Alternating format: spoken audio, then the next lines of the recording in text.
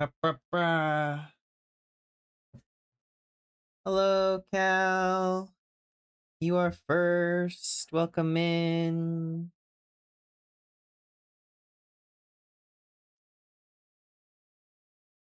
Bork bork.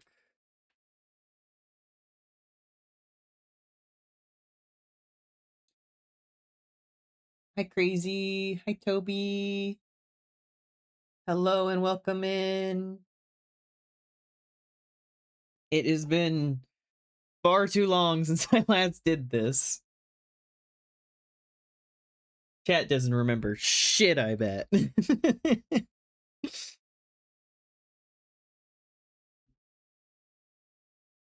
It's fine. It's all right. We'll do some recap stuff. Yes, you did chain yourselves up.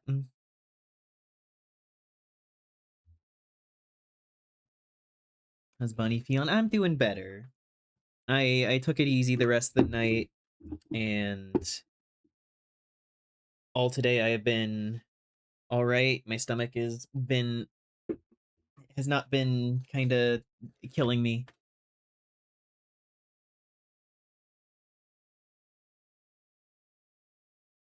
The green too hard. I I did not smoke.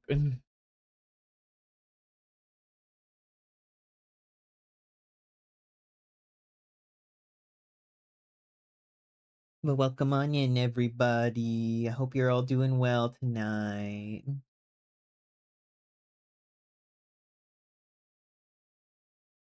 Hope we're able to have some fun.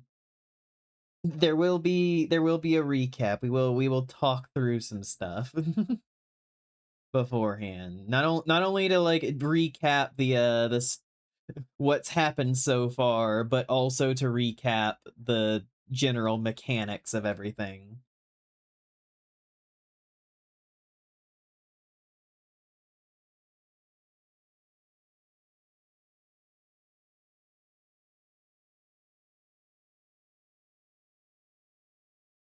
I was not part of the RPFG. I didn't know what that means, Rye. I mean, you're welcome to join in.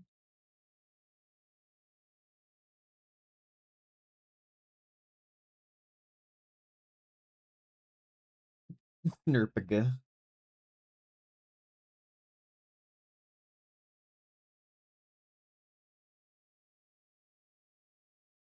I like putting F's in acronyms where they make no sense. But you're all right, right? It's okay if you weren't here. Like everybody, like it's been so long that everybody, for the most part, like doesn't really remember things, and ultimately it works for what we're doing. That nobody remembers.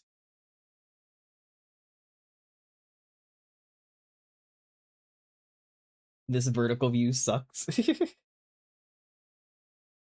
I did what I could, but there were too many things to like look at and be coherent. So I have a vertical view that is simpler, and then the sideways view.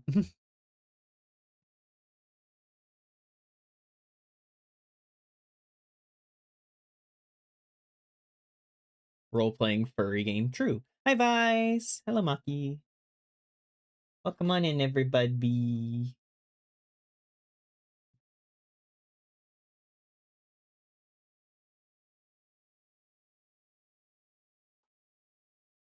Your brain works sometimes. If we really focus, our brains can work. We can put heckin' thoughts in our brain.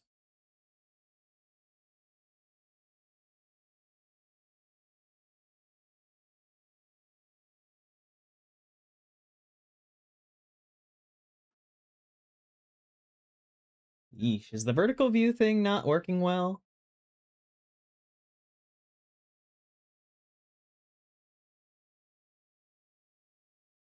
I did it because Twitch had the feature now and everything, but it sounds like people are having more troubles with it than it's worth.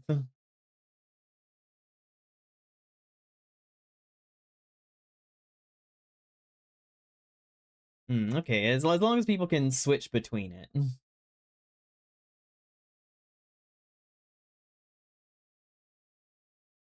I did see that there was a thing that said that it could potentially do that. I will experiment with that later, crazy guy. You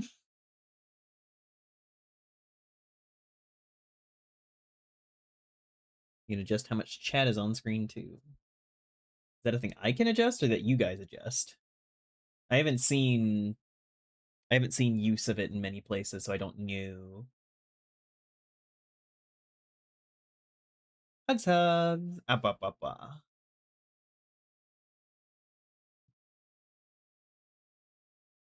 PC having issues on other channels earlier. Ah, poor Cornet. Takes up a lot. You can just change it in settings. I gotcha. I gotcha.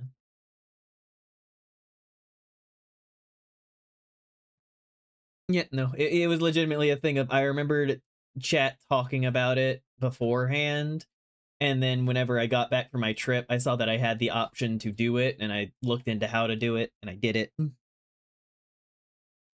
And so it's the thing. Thumbs up. Not even sure what we're talking about. Oh, there's a on Twitch's mobile app thing. There is a vertical view now where like if you're just holding your phone vertical, it has its own screen. So I have a thing in OBS right now that is like I can stream in horizontal and vertical. Your bank account is scared? Why is your bank account scared? Is there a stockbroker stalking it? I don't like watching Twitch on my phone. That's fair.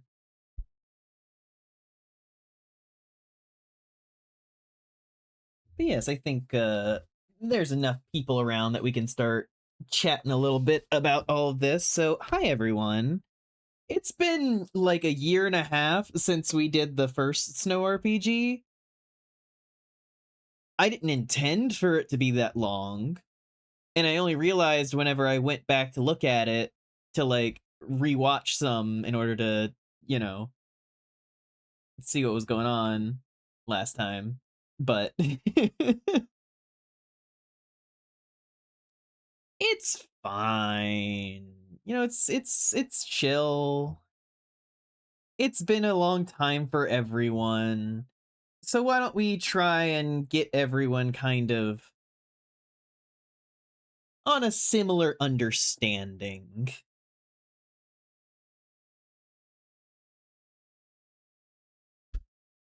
So, welcome to Snow RPG. This is working off of an RPG system based off of the one that Dimension 20 has used for two different shows. Never Stop Blowing Up or Never Stop Making Magic. It has a few of my own little adjustments here and there as well, but basically whenever you guys decide to try and do something, whether it is a spur of the moment decision by chat that I run with or we do a poll to decide on an option, that will usually result in a roll that we do from one of our stats here. And as you can notice, the stats are not normal numbers. The stats are dice. So basically, you will roll with the given dice, and that will be your given result. It'd be like Twitch plays Pokemon. And essentially, if you hit the max number of the dice, that dice will explode, and then you will graduate to the next dice. Hi, Alstance. John Dungeon and Dragon. All right, Maki, see you soon. But yes, so you will roll the dice for the skill, and if you manage to get the max number on it, you will graduate to the next dice. And so on and so forth until you get a d20. Once we get to a d20 in a skill, we will talk about what happens then. But until then, it's not worth worrying about.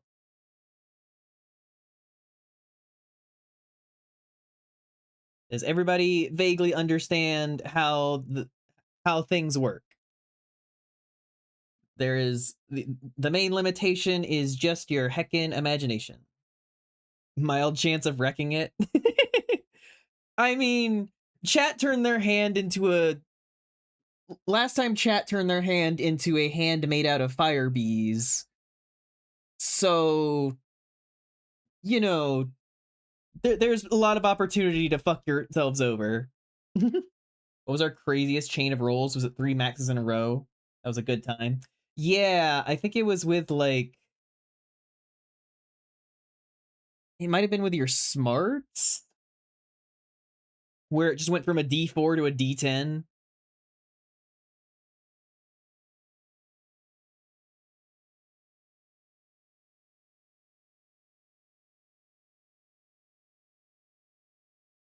But my mage hand also injects deadly venom into anything it touches.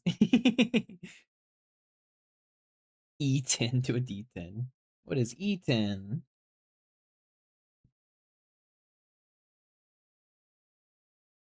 Wait a minute, is that a fucking like a D's nuts?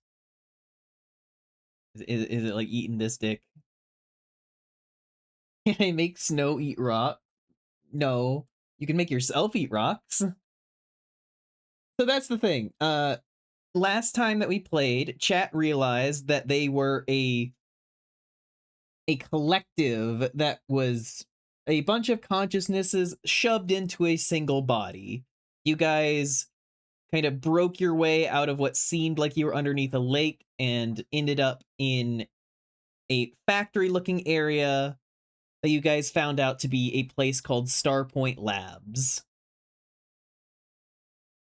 While experimenting with your body and figuring out all the things you're capable of doing, you manage to come across eating this chicken.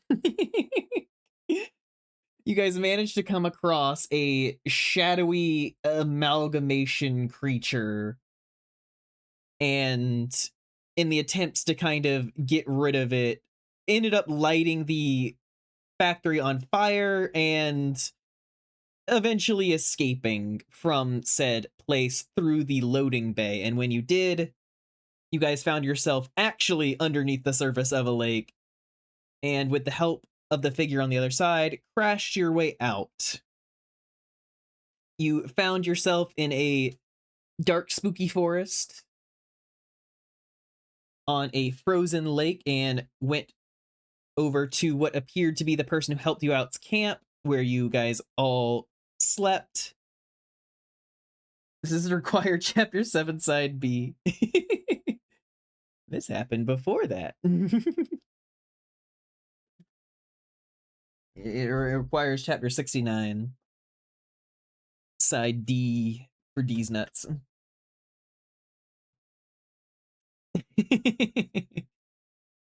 But you guys woke up from kind of realizing that you guys had been going nonstop and pushed yourself and passed out. And when you woke up, you found the old fox woman who had pulled you guys out, the Lady Duchess. You guys communed with Duchess, kind of were a little bit handsy and forward with her, which she kind of tolerated. And you guys were eventually able to convince her to give you something to protect yourselves with, which was a pistol. Too noisy in here.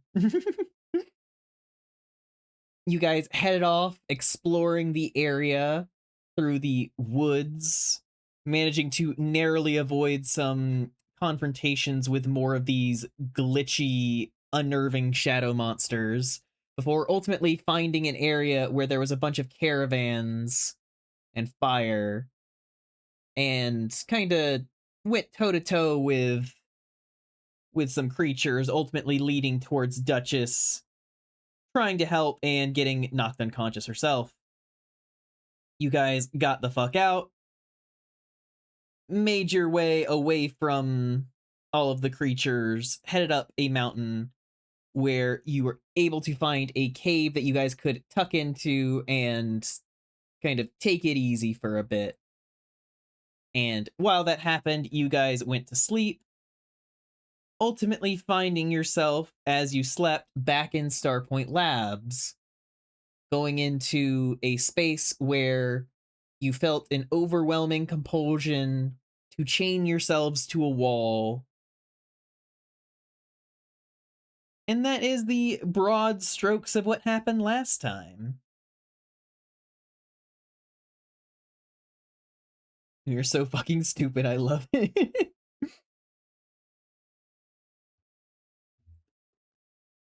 I often have compulsions to be chained up.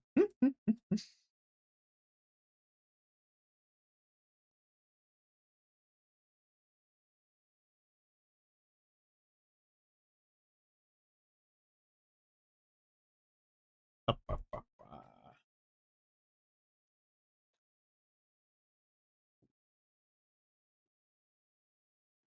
think it's because we were secretly bitten.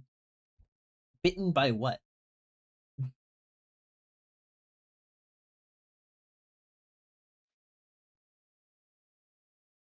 Oh yeah, there was also a whole thing where you guys tried to turn yourself into fire bees and failed, so you only half turned yourself into fire bees, so it was just your hand.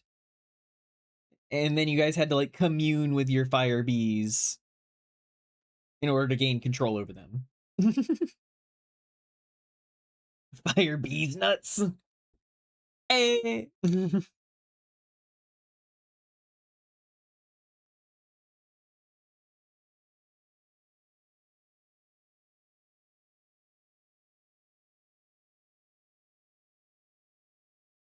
But yes, how we all feeling? We all feeling good? We all feeling nice? Heckin' bouncing from side to side. You got sorbet? Hell yeah. We feeling like this? I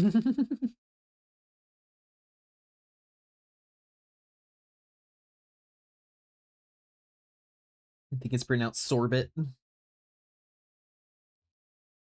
Feeling like I'm on top of a Sunday.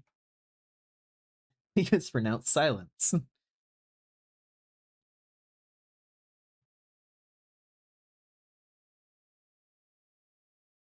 But yeah, I believe that we can begin. Your vision swims in dark shades. You can't tell if you're horizontal, if you're still chained against the wall, or if you're somewhere else entirely. Everything feels hazy and wrong. It's like vertigo, that feeling of just the room spinning and desperately trying to hold on to something. As your vision swims vaguely into focus, you can see that you are in an entirely black space. It is not that it is dark. It is just empty, void. You can see that you stand in the center of a circle of doorways. You can see that there is one that looks like it's made of rusted metal.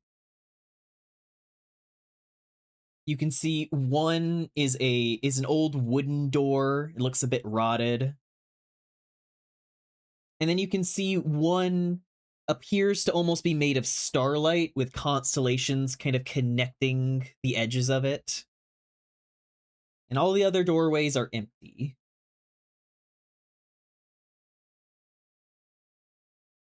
Is there anything that you guys would like to do?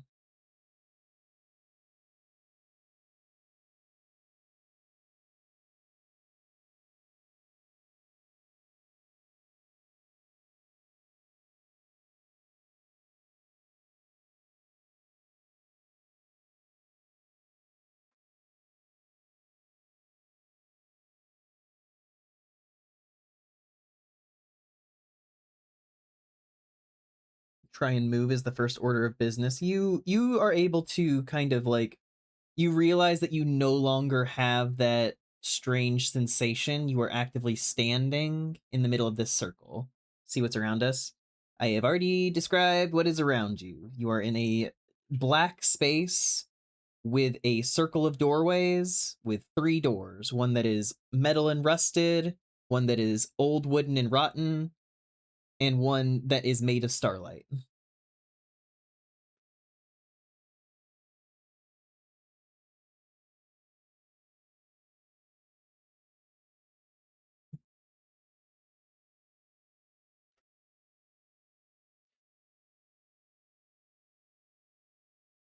You head over to the rusted door. Goes to the space bar. You go over to the rusted door, kind of inspecting it first. It looks very industrial. You can see the handle is one of those push bar handles. It looks kind of what you would expect from something post-apocalyptic. Something that has been left to decay.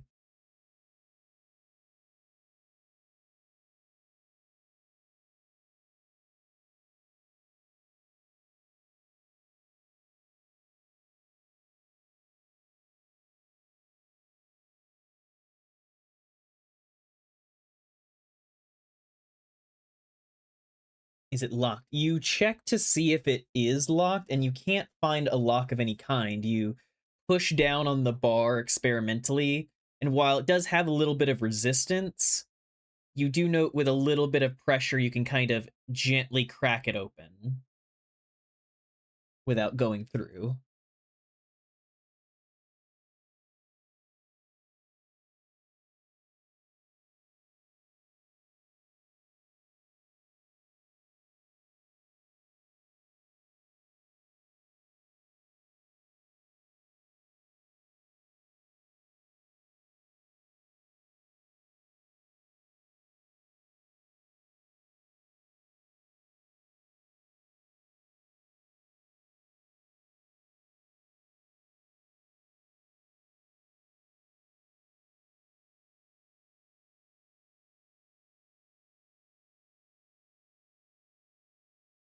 Let's see.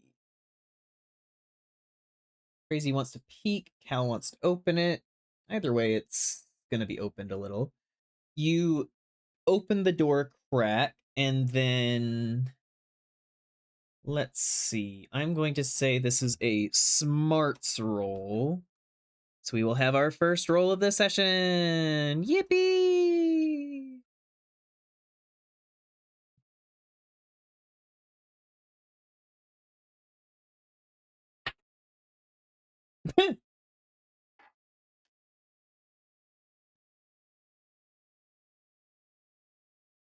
You guys rolled a 1. You push the door open just a bit and peer through, and immediately find yourself like squinting. The black room that you just came from is just black. Like there's not a light level to it. But you peer through into this space and you realize that it is pitch black on the other side. Like it is dark in there.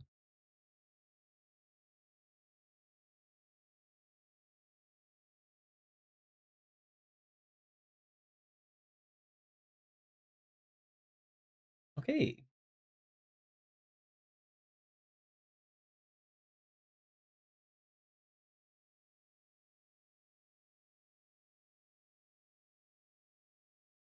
I am going to make a poll for chat.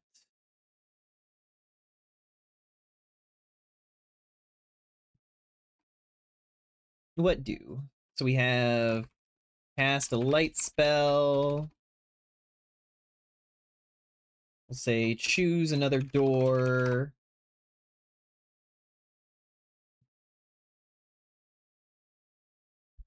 Any other options that you guys would like to possibly throw out for what you can do?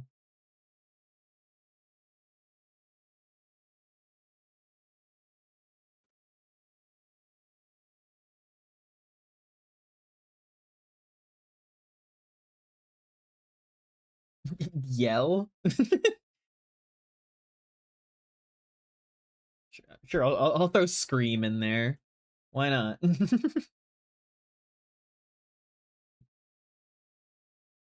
Can't think of anything. All right, we'll do these three.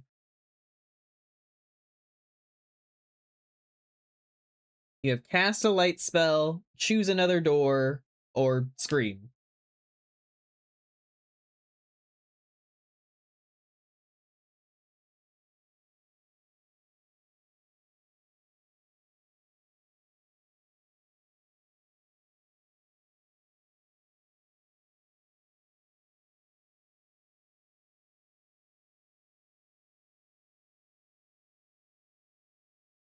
Do we need to use the bathroom?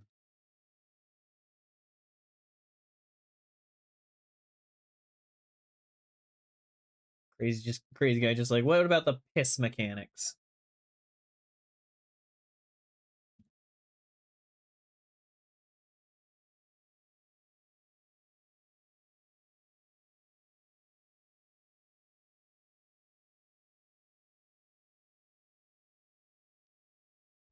All right. Cast a light spell has succeeded. See, pistol has 3 shots. What about our bladder? Okay, so we are going to roll our spell dice, which is another d10.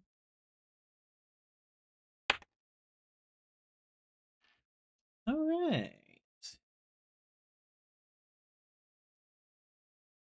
You got a 4. Yeah, you're able to kind of focus in your hand, and a mote of light appears about the size of a baseball. And it's not the brightest light, but you are able to kind of peek through the door and kind of hold up the light. And as you do, you see light is thrown across this space. It's about like a flashlight almost. You see a dark area. It doesn't look like the area that you entered last time. And that is the thing that hits you as you immediately recognize this as a region of Starpoint Labs. You can see it is dusty. There is heavy machinery and everything. You don't see any of the conveyor belts and everything you saw last time, or the loading bay. This seems like a deeper part of the factory.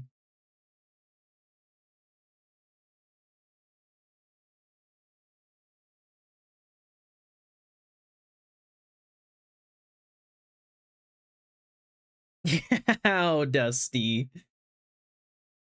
It's pretty dusty. The kind where you hold up the light and you can just see it going through the air. Factory D's nuts.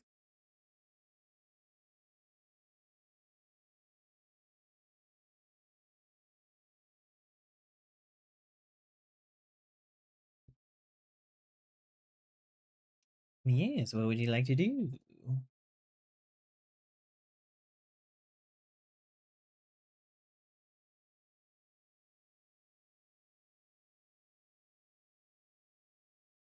Any tracks in the dust? You shine your light around. In the immediate vicinity, you do not see any disturbances in the dust. This area of the factory looks pretty untouched. And as you think about it, you remember last time you escaped with a fire blazing. But it doesn't look like there's any signs of said fire or fire damage around.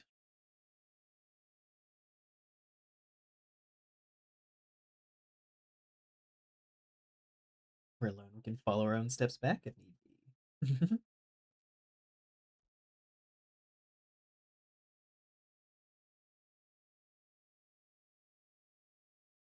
Crazy guy potentially wanting to throw around more fire. Cal wanting to go further in. What if the door closes and we lose the other doors? I mean, at this point, you guys don't know what the state of this is.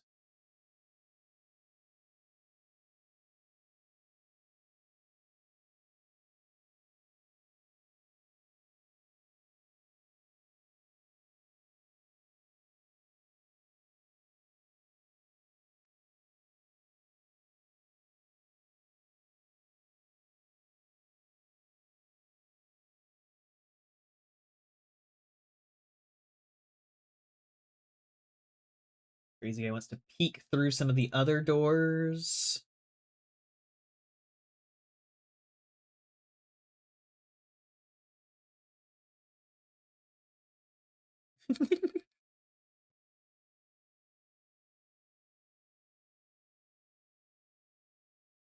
I'm going to put up another poll because it seems like people are a little bit split on what they want.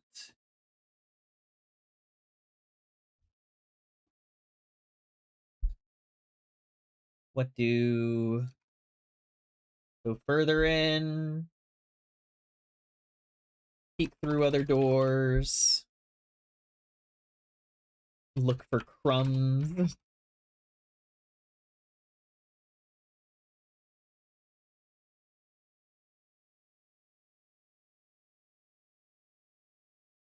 Any other desires, chat?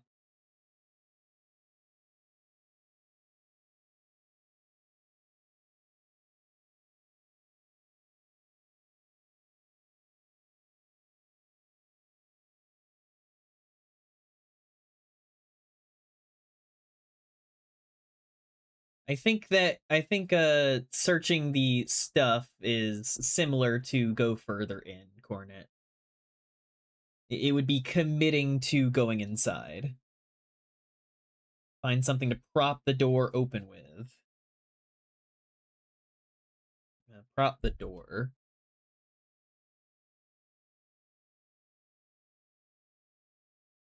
All right, let's do that.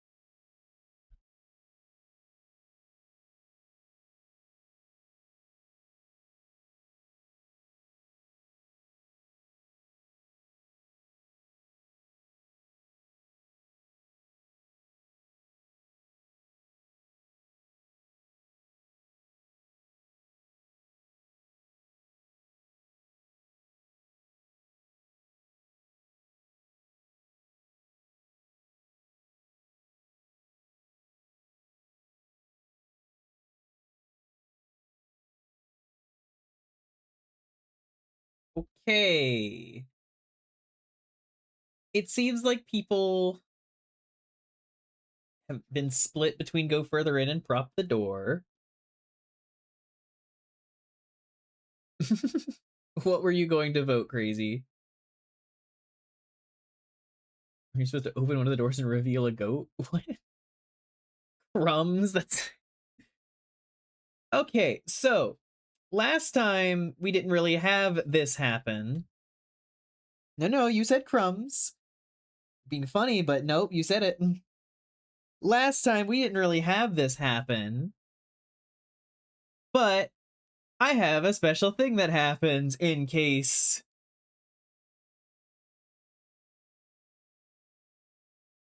such an occasion happens where you guys are split.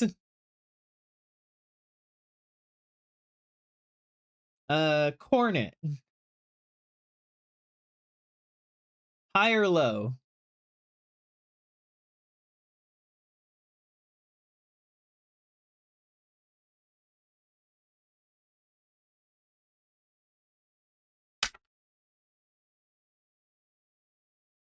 It was high. So, you guys stare through the doorway And for a moment, it's like your mind fractures. You can feel the different perspectives not coalescing. You can feel yourselves pulling at the seams. And for a second, it's like you guys fully separate. And one half of you goes into the door, and the other half immediately is like looking around for something to prop the door with.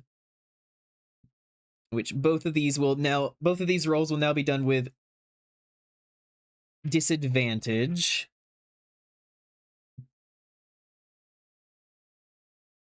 Let's see. Just going further in. I'll say that's just smarts, just to kind of navigate well. And then propping will be. Actually, it's both smarts. We're doing this over something mild, like a cat trying to decide if it wants sin or not. Okay, so on go further in, you got a smarts 2. And then on find something to prop the door with,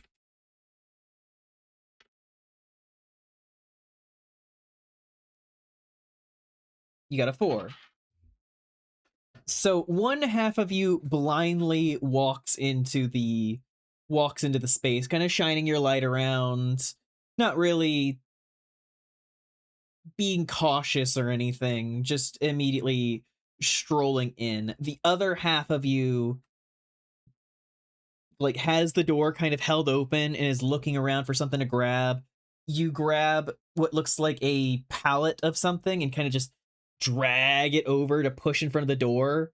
And then suddenly it's like your perspectives smash together, and you suddenly find yourself halfway between where the two halves were, and like a strong sense of vertigo overtakes you where it's like immediate nausea.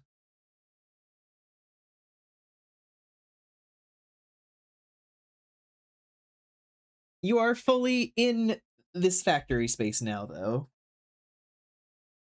Yeah, no, strength check not to puke.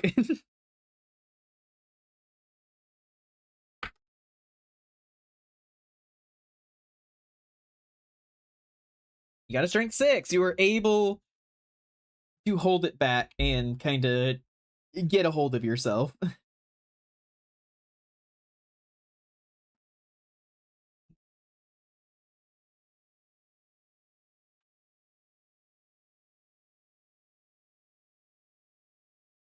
I would like to paw at the door. You walk back over to the door you just went through and gently kind of paw at it. There's not really a roll necessary for that one. A little bit of rust kind of comes off with you pawing at it. Welcome back, Maki.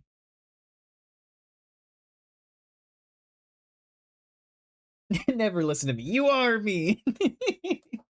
But yes, you now stand in the middle of this factory area. You can see large machinery around, a heavy layer of dust over everything.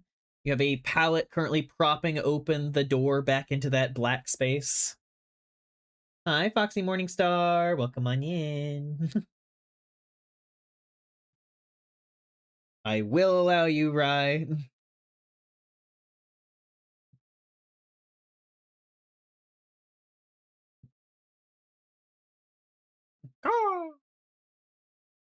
That's the fucking little like little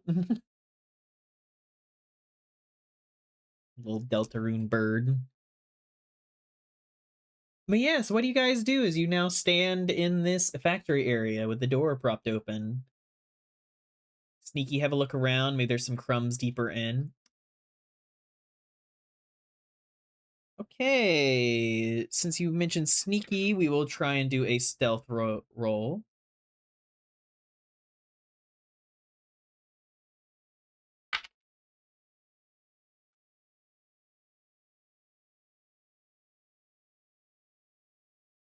Stealth 3.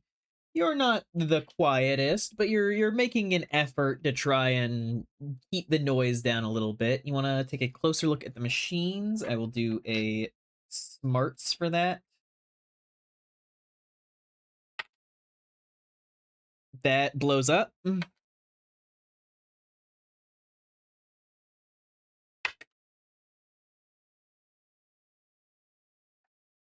And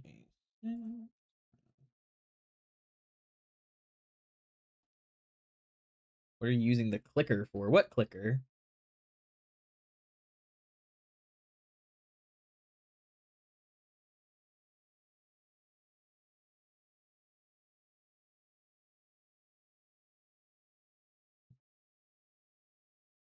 All right, smarts. Again, your D10 has now graduated to a D12. You begin to walk over to the machines and kind of begin to inspect them, and you find the knowledge comes to you like it's just something you know. You're looking at these machines and you're noticing something immediately wrong. Like, you can look at these and immediately tell that they're supposed to be for like creating something like with chemicals and whatnot, and you can even smell a tinge of it in the air, but the way that it's hooked up isn't right. The way that it is, it's like looking at someone's idea of what this machine is supposed to be. You can see the bits where it's supposed to like end in a certain like plug, or it's supposed to be shaped a certain way, but it's more like a fictional drawing of it than the actual thing.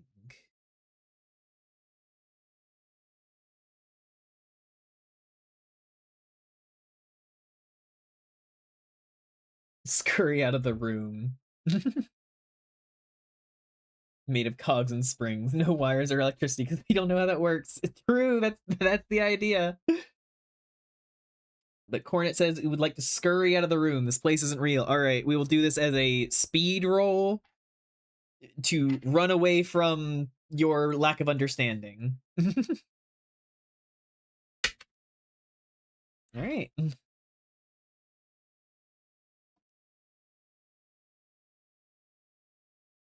Speed 7.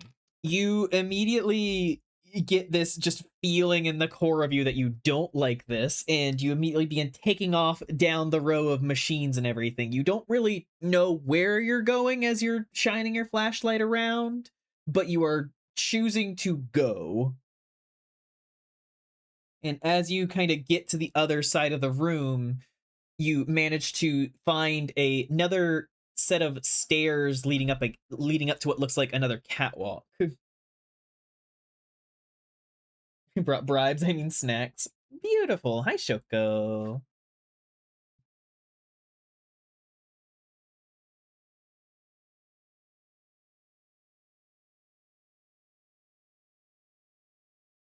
We have gone to the other side of this factory floor and you only see the stairs.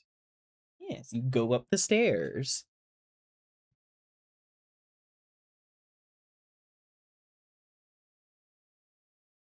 Eating the snacks. You head up the stairs. You immediately notice that the stairs aren't quite as ramshackle as before. Last time, you remembered having to either be very careful or very quick moving across some of the very rusted catwalks, but this one seems to be a little more intact. It doesn't feel like it's going to kind of go out from under your feet as you're moving across it. And as you kind of move up the catwalk, you look out across the room. From here, you are able to see a single bridge of this catwalk kind of moving deeper in and heading off into another part of the factory.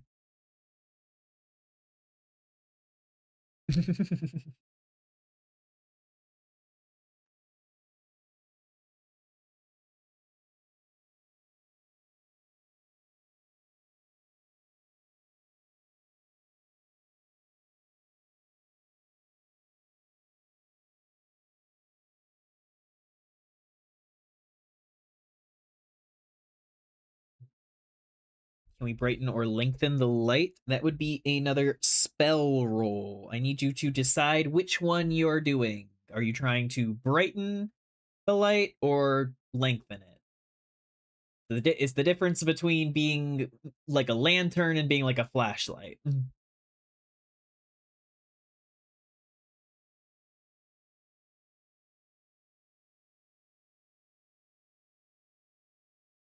Seems to be the thing is brighter. We will do another spell roll for this.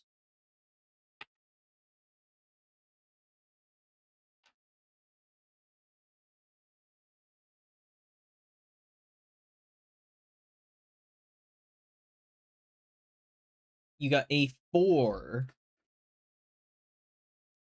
The light kind of sputters and focuses before it does begin to cast a little more light around. It's not a strong improvement, but it is more. You can see down on the factory floor where the machines are, and you notice while up here that it does almost seem to like you see more of these machines and more of those innocuous bits that just don't line up of just like, well, this is where it would normally like feed into the machine, but there's just like a flat surface up here.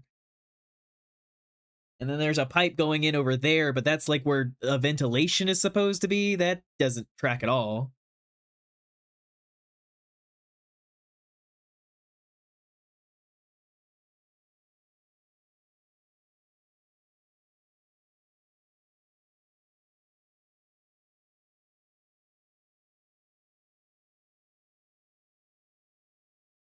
What would you guys like to do?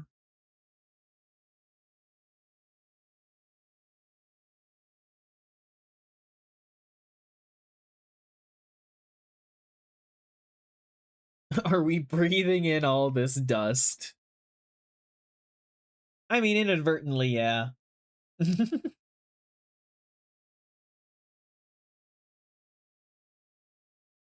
You begin to move your way down the catwalks. You said it still smelled of chem fumes, right? Yes, the smell of chemicals does still sit in the air, just kind of burning at the edge of what you can smell. What role to defend myself against asbestos? Ah, that'd be strength. Develop asthma. But you guys move your way down the catwalks, kind of pushing your way through, and as you kind of step through into another room of the factory, you immediately see fire damage. You can see there are large scorch marks up a wall. The catwalk itself has soot and everything layered on it. And you see the burned open area of an office. And without a roll required, you do remember trying to use fire magic against a shadow creature and exploding a fireball point blank. Okay, it seems like both of you guys want to investigate in the office. This is going to be a harder roll because there's a lot of fire damage in there now. But you do have a d12 in smarts.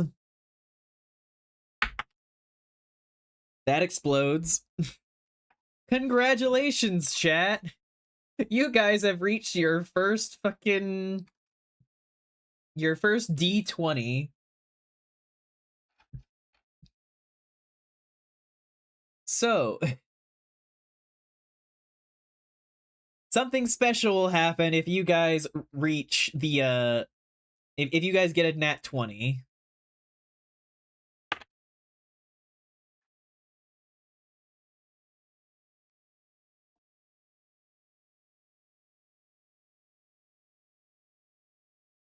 but you guys got a 19. You walk into the office and you can see the fire damage is pretty extensive. You can tell that it raged for a bit after you guys left. You begin searching through the remnants of the place, trying to find anything of note. Like the filing cabinets that used to be in here seem almost the metal had melted, and some of the drawers are just fully melted shut. Fabricate some evidence this was electrical and not us. And in one corner of the room, you are able to kind of pull back some kind of metal bars that had fallen from the ceiling where it had burned away. And you are able to find what looks like a slightly scorched box, but seems mostly intact. And as you kind of open it up, you are able to find a pile of documents. You pick them up and kind of look at them, and you see that experience you had last time of whenever you look at the page, the majority of it seems to like swim and the letters like change and shift, like your eyes don't want to focus on it. You can see that symbol at the top for Starpoint Labs clear as day, but the rest of it doesn't coalesce. But the longer that you look at it, the more you realize that it's maybe because there isn't something to understand. With that 19 on smarts, you look at it and you almost wonder if it's the same as those machines in the other room. Something that is made to look correct, but the details are fuzzy. The details don't make sense when you focus on it.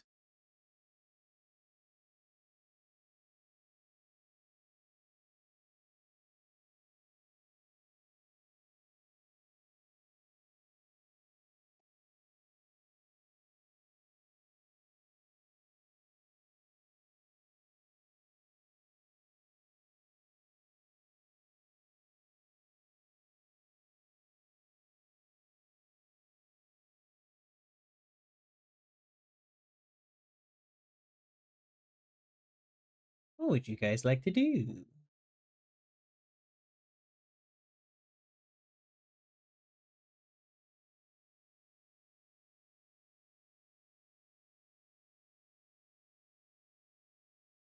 Anything else of note in this office? Honestly, no. Like, you can kind of see out through some of the windows that the loading bay area where you guys were last time, but in the office specifically, everything is just kind of burnt to a crisp.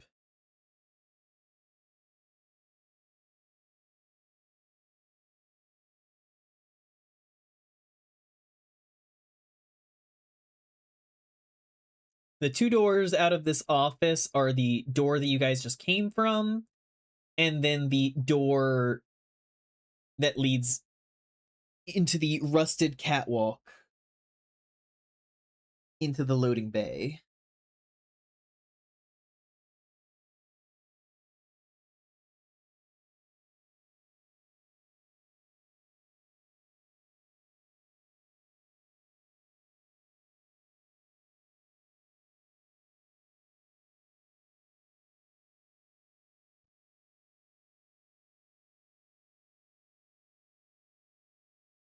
Okay, you guys head towards the loading bay. As you go to step onto the catwalk, I'm going to need either speed to quickly run across it or smarts to carefully navigate your way across.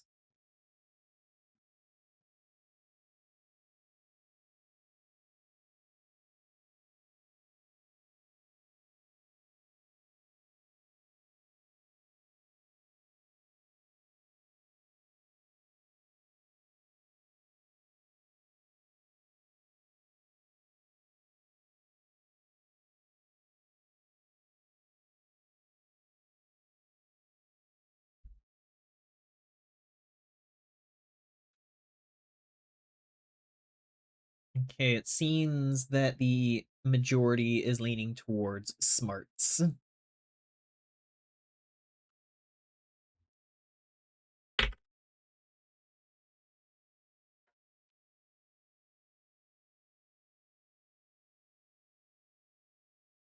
Smarts 11. You guys begin to carefully creep your way across, kind of sticking to some of the heavier bits of metal underneath the grating. You can tell that the bridge was more damaged than last time.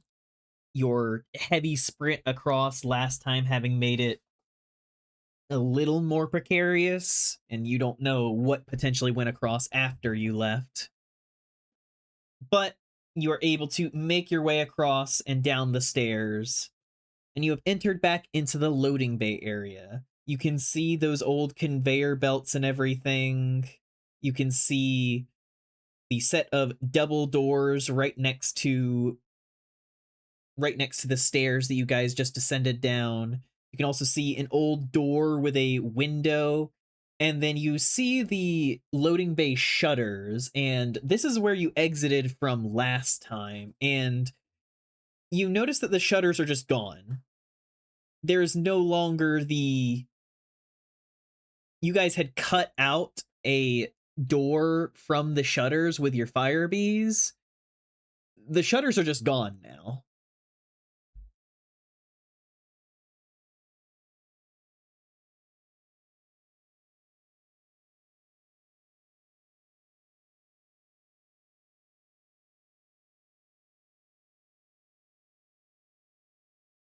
You miss the fire bees. What do you mean you miss them? They are your hand.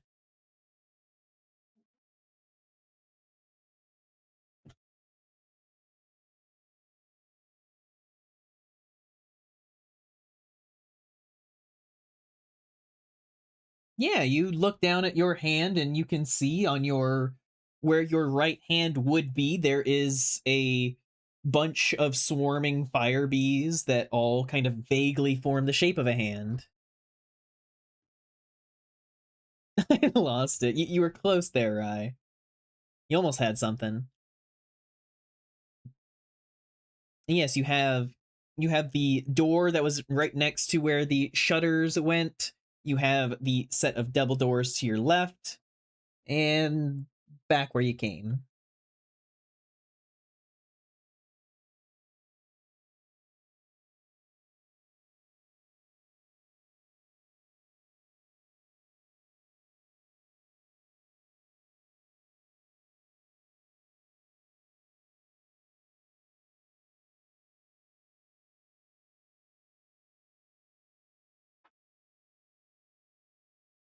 Did we beat the shadow creature I forgot? You did not beat the shadow creature that was in here last time. You set the place ablaze, and then things were bad, and you guys ran away.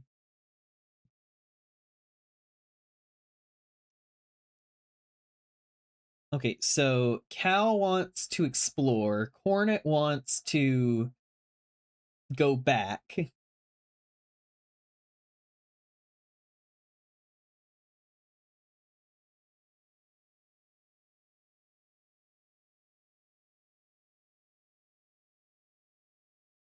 I think those are the main two options here.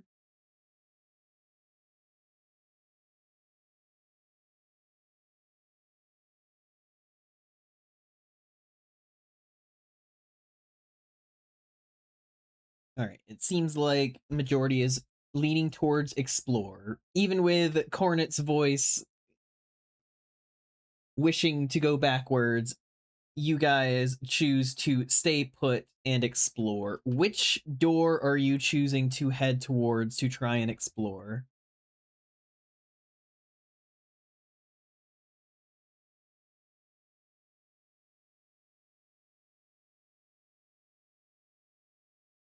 All right, you head over to the double doors right next to the stairs.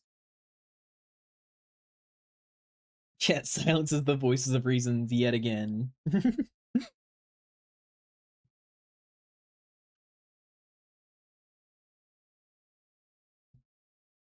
You gently turn the knob and push it open. We weren't here last time. You peer inside. You can see that there is actually some kind of break room in here. It is dusty and decrepit, but you can see a burnt out old stove, some tables. There's a fridge in the corner. There's a door on the right side of the room.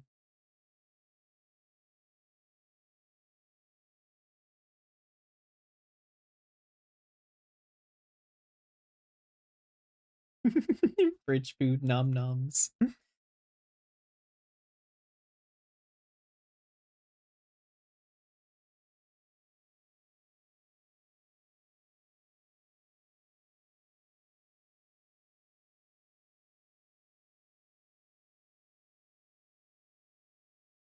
You walk over to the fridge and open it. I'm gonna need a strength check.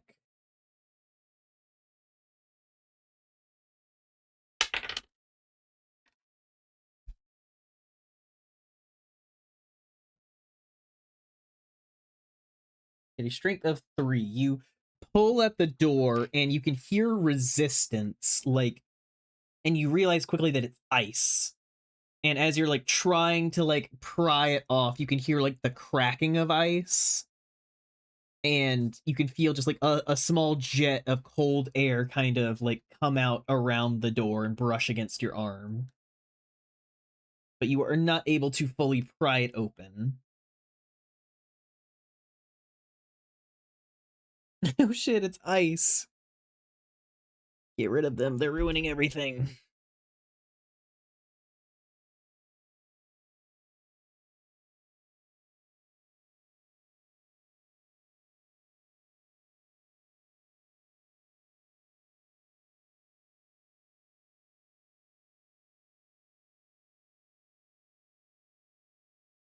Real smarts to produce our papers.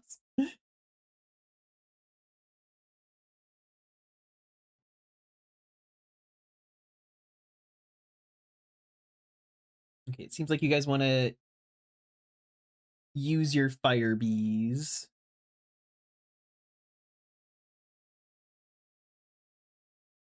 Which there's no roll required for this because you guys already rolled very well to kind of have direction over them. You move your fire bees over to the kind of the gap of the door and kind of run it along it, and your bees kind of dip towards the ice and just kind of start to glow like a white hot, and you can just see steam kind of rising along as you run it along the crevice.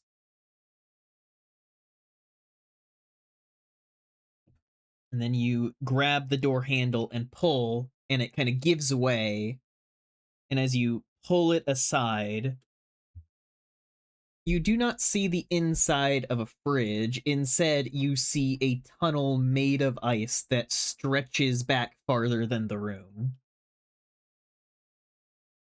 I think it's pronounced crevice. Oh, yes, of course.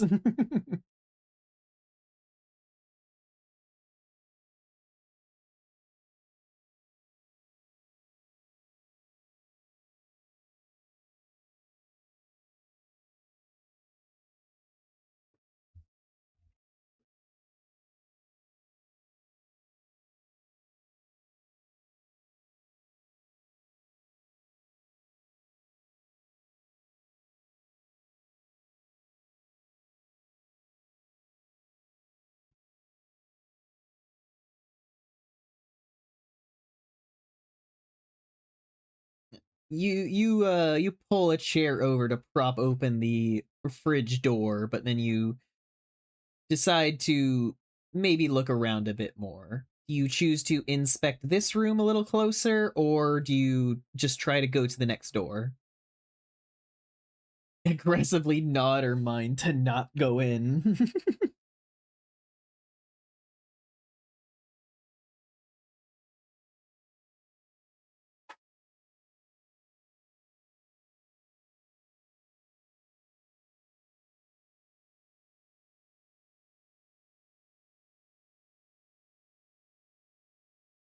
You guys head over towards the door on the other side of the room,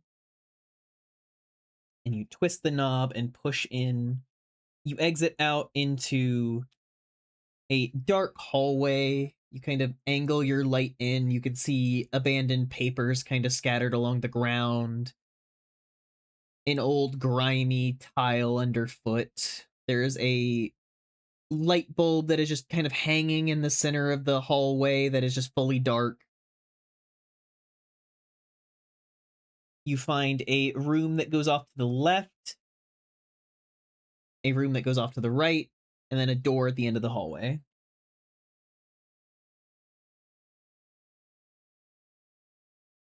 Pick up a paper, Cal, read this. Cal's the only one of us that can read. I mean, looking at any papers, you see a lot of the same of your vision swimming as you look at it.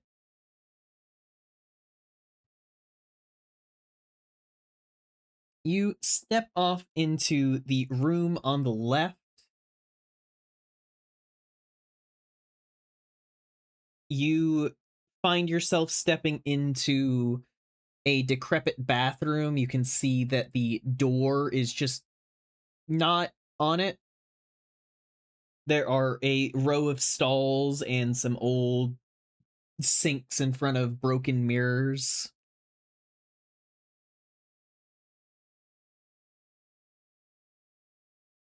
You can hear a subtle drip of water in the corner. You look at the door frame of this bathroom, and there has never been a door on this thing.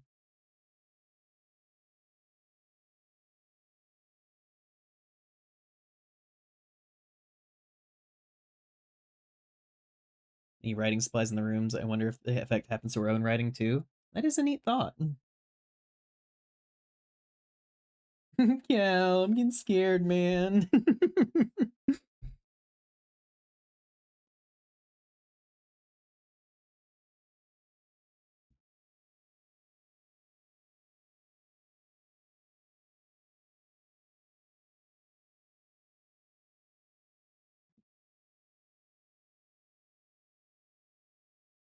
You turn around and peek in through the next door over. You see what looks like it could have been a mailroom at one time. A lot of little shelves and spots for old papers that you can see that are just fully faded with time and everything. Like, these don't swim as much. Like, these look actually dilapidated. And as you're kind of scanning around, you can see that is like a big, like, not a wheelbarrow, but one of those big like push cart things filled with kind of letters and whatnot. And then on the other side of the room, you can see that there is about like a 4-foot tall safe.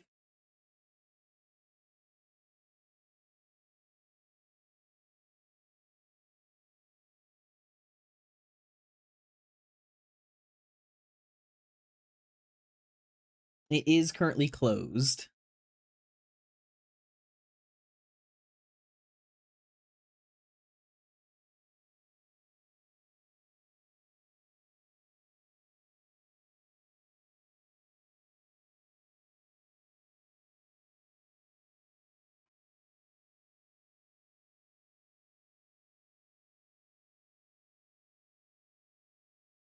It is a dial safe.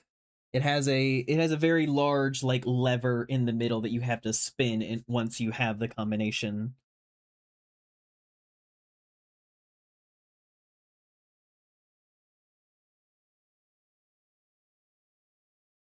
Room full of papers, watch the fire bees.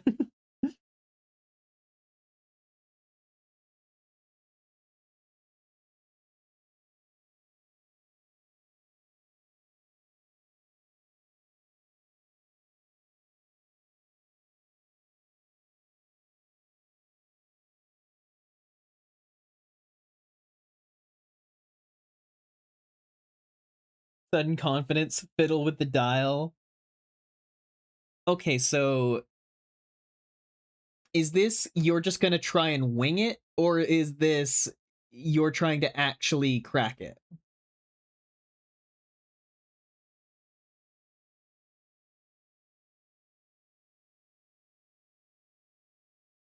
Okay, then that is going to be a smarts roll.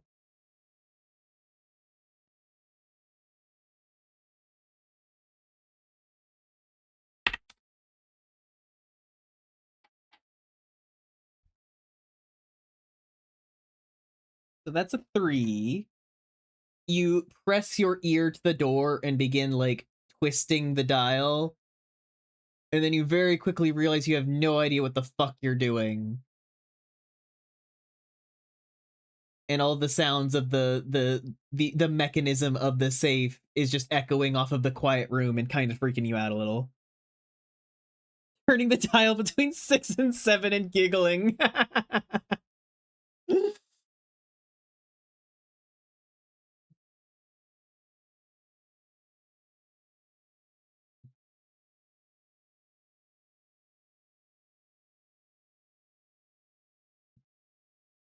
You look at one of the random letters. Most of it's faded. You can see like a little like address thing at the top where most of it's faded, but you can see the Starpoint Labs is there. But nothing else kind of comes through.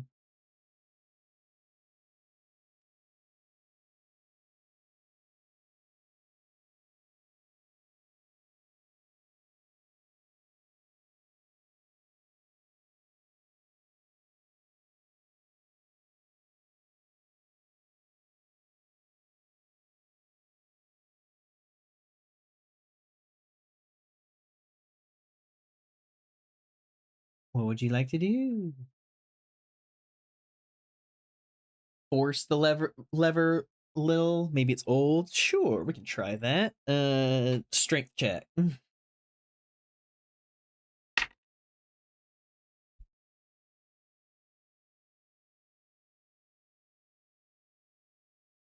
Get a strength of 4. You kind of pull on the lever and you can feel it like start to twist and then just ka-chunk of just like stopping in place, knowing that it's the thing isn't in place, and you like try and push on it, and then it's that thing where your like feet start sliding on the floor as you're like trying to kind of get grip and just unable to, just kind of sliding on the papers underneath. Are there any pencils or pens around? I'm gonna test something. Yeah, you're able to find like an old pencil. Got a layer of dust on it and everything, but you're able to kind of wipe it off.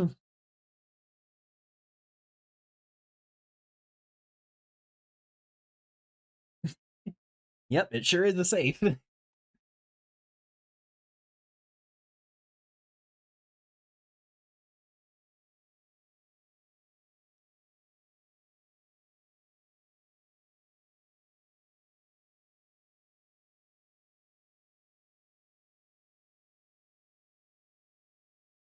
Of course. What do you write on it?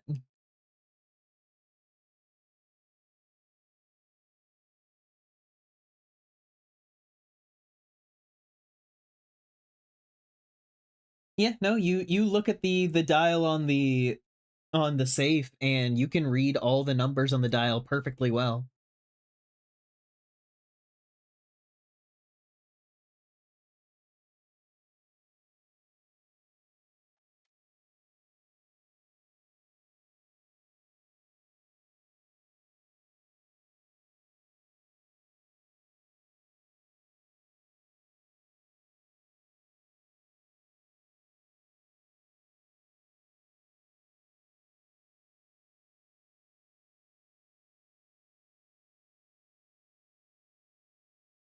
The plate with the numbers off the safe and putting one of the letters on the safe.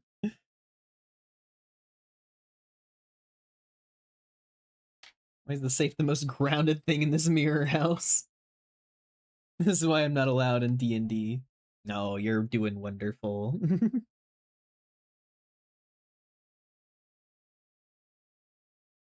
A few basic words like fire, animal, plant, see if they get screwy like every other thing. You write them on the letter and you pause, kind of waiting as you stare at it. But nothing changes with them. The letters are as real as the paper you wrote it on. I see numbers. I don't remember. Them words are there.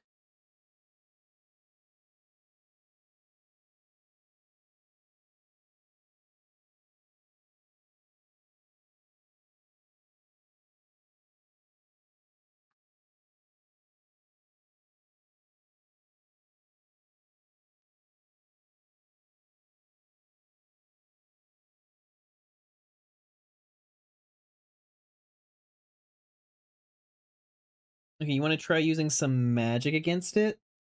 What kind of magic are you using? Because you can't kind of just say blanket magic. I need a specific effect you're going for with magic.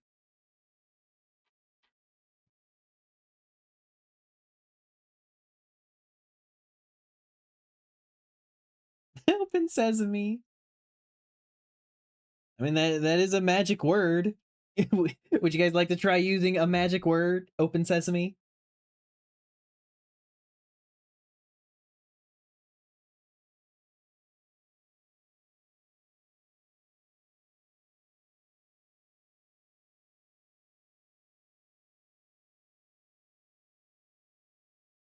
Hornet mentioned that earlier, but also advised caution because you're in a room filled with paper. Command open, is that a thing? Everything we do seems real, why not? Yeah, so we'll kind of lump this in with magic word, command open, like you are just going to try and magically open the thing.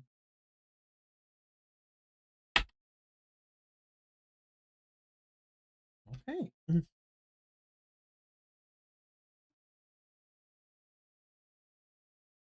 You got a 9.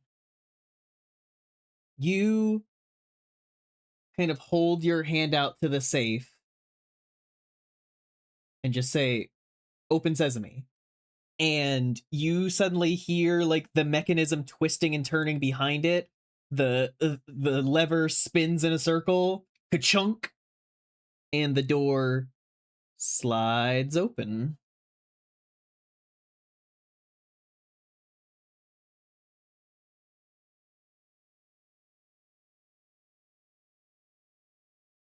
Thank God, no fire.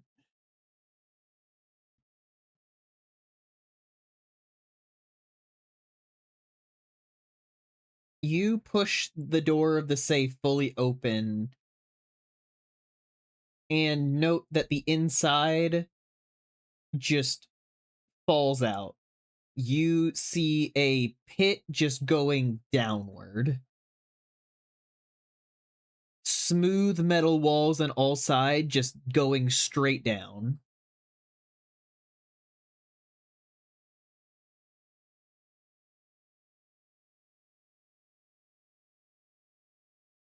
You pick up a pen and just toss it in there, and you can just hear it, like, as it falls, just like kind of knocking off of some of the walls, and it just keeps going until you can't hear it anymore.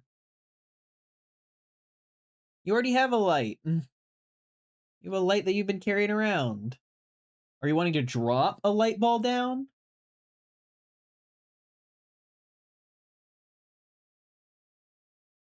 All right, let me do another spell check.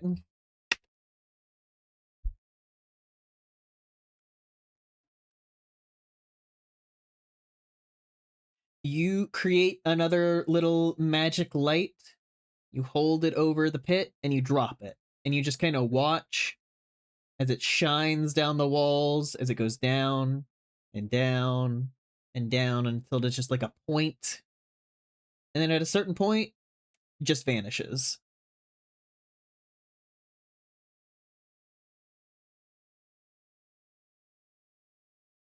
Start backing away from the safe and close it. All right, safe is now closed. You guys exit from the mailroom.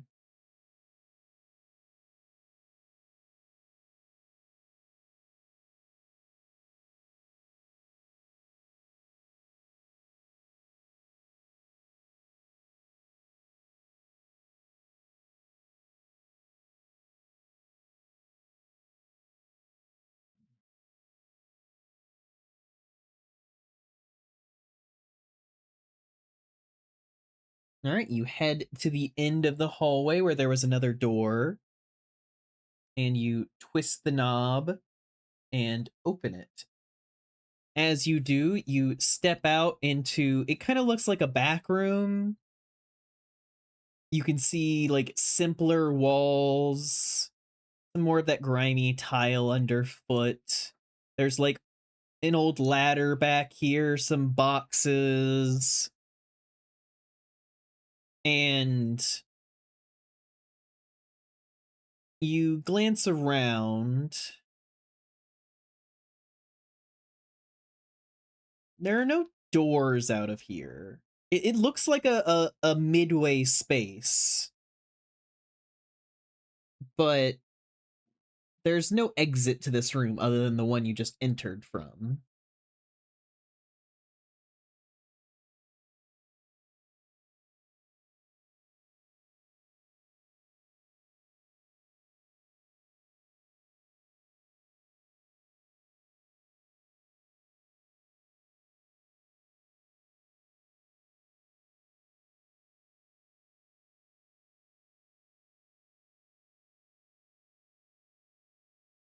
Use a box for stealth. Hi, furry. Let's see. I'm gonna give you guys a general smarts thing to just investigate the potential of some of the items in here.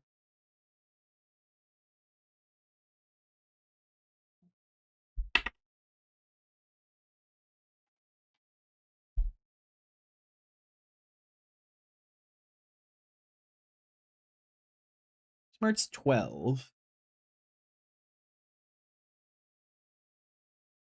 You begin to investigate some of the objects in here. You see some of these old boxes. You begin to kind of open them up. And inside, you can find what looks like coveralls, like uniforms for workers who would be working here. You can see the Starpoint Labs kind of thing printed on the breast of it. They're in old dark gray, but they're all pretty much filled with these things. It looks like they have never been out of the box.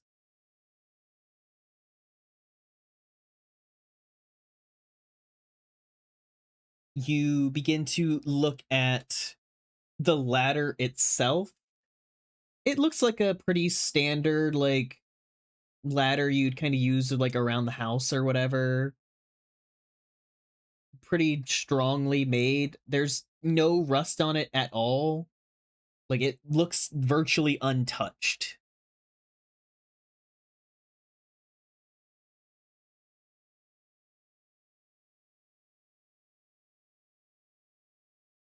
Would you guys like to maybe take off your black ragged clothes and your blanket cape to put on some coveralls?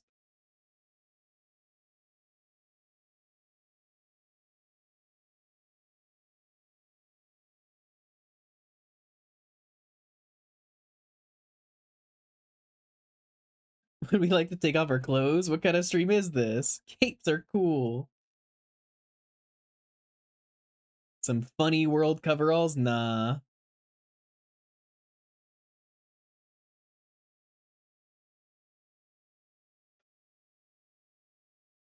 Okay, I'm gonna make a poll here. It seems like the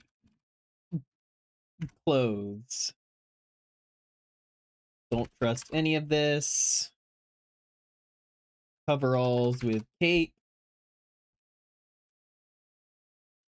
Ditch the cape.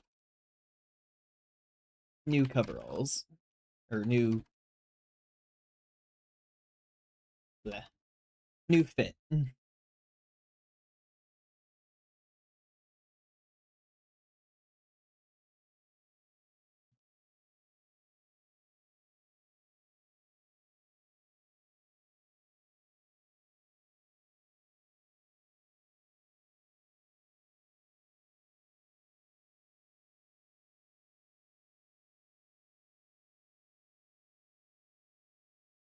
Look at the Incredibles. No capes.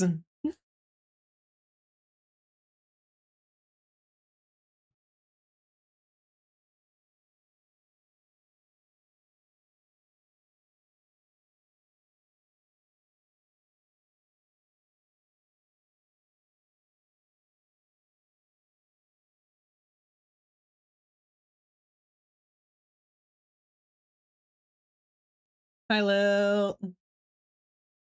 Welcome on in.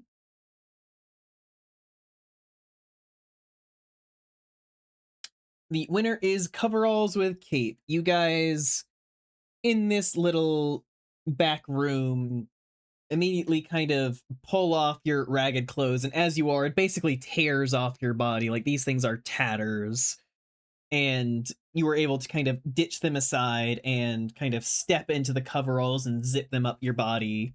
You keep your blanket cape fully in place.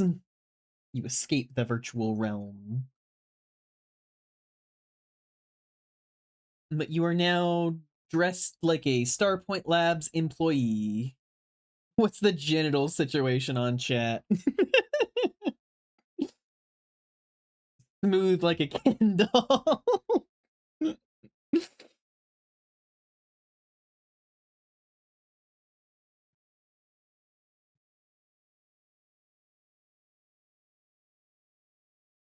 A little hive down there. I mean, the bee hand has to go somewhere. Circumcised, milady.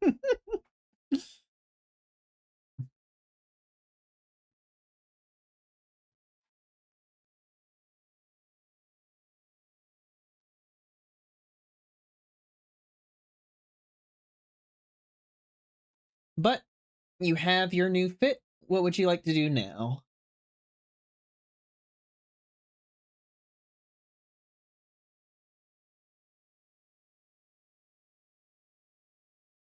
You must be this tall to ride.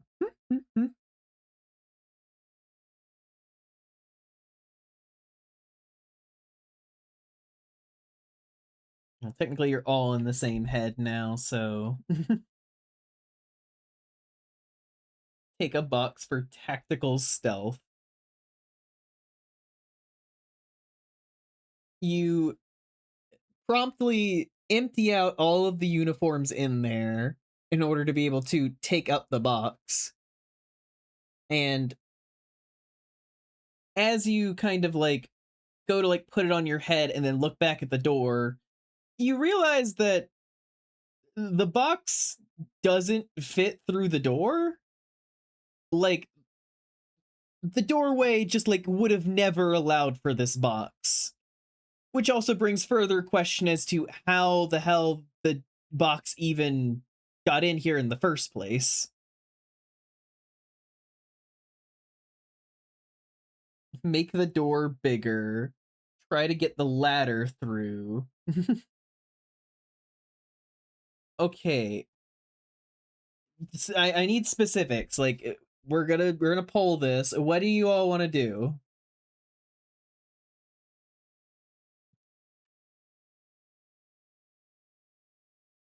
Okay, make the box smaller. Make the door bigger. Leave.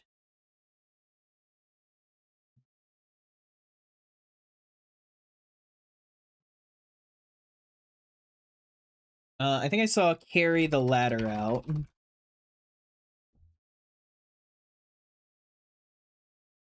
Make everything slightly bigger. The effect is imperceptible to all the gods.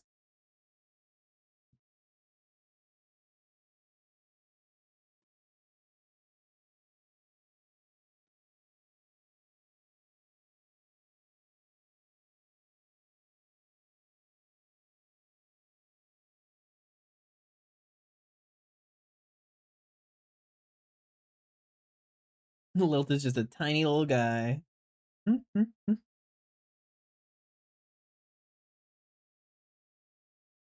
Lilt's used to being called tiny. The ladder's tall. It takes some maneuvering, but you could absolutely get it out of the room. What's average?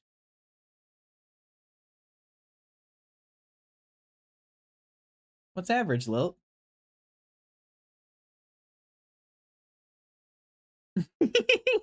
Why does she refer to herself as an it?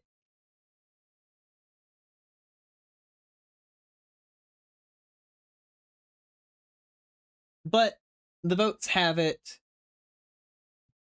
you all ultimately decide that the box is a lost cause and focus on the ladder. You take it and, with some maneuvering, are able to kind of lift it and begin moving your way out. I am going to roll for strength, see how well you're kind of lugging the thing around. You remember Totally Accurate Battle Simulator? Imagine chat walks around like that. Yes, the many just kind of flailing about.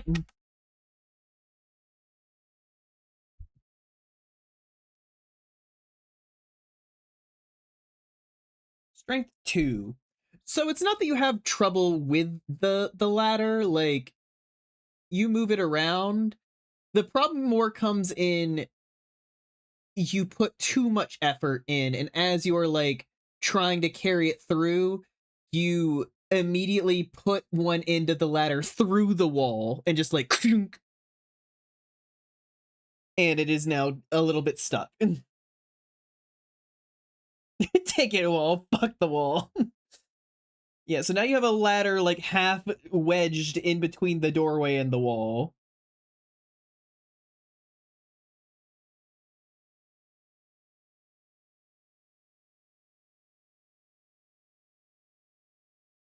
Even that quat movement, that's too cruel. Every chat member has hold of one limb.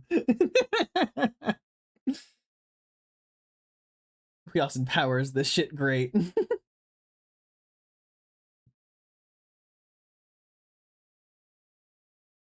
All in all, you're just another ladder in the wall.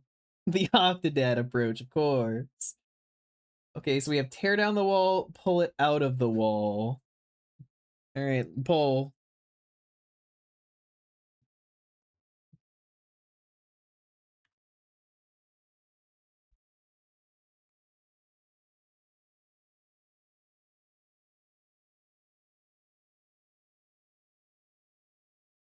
Do an awkward little thing where we slowly go back and forth with getting it unstuck. Austin Power shimmy.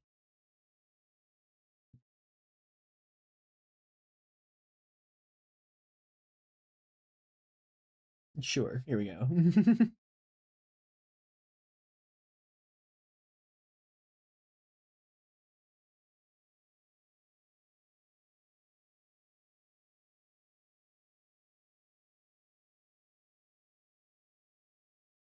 Moans.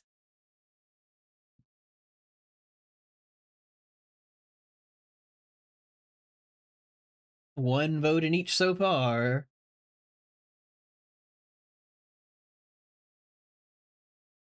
Let me break the tie. I don't want to fracture again.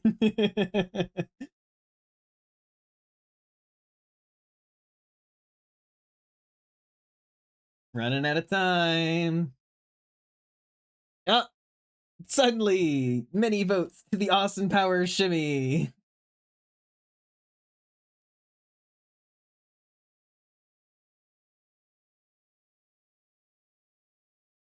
Incredible that we have 20 smarts and here we are. Okay, so I think this is gonna be smarts specifically to kind of like gently maneuver this out well.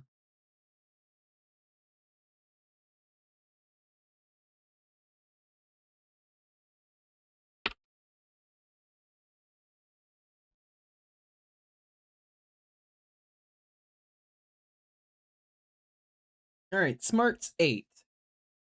It's not the cleanest. You like kind of pull yourself out very carefully, kind of navigating your way around the destroyed drywall and everything.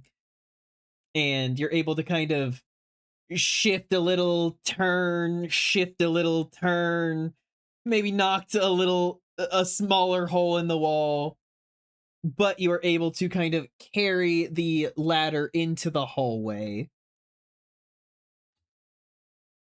Where are you taking the ladder?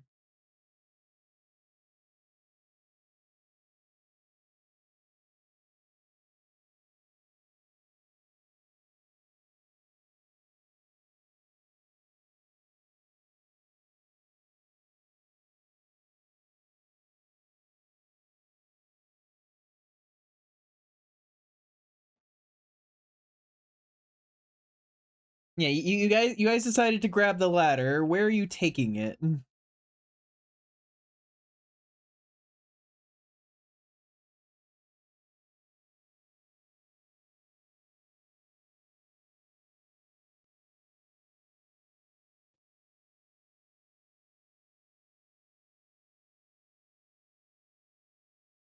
Down the safe. I didn't think it would go through, but since it can,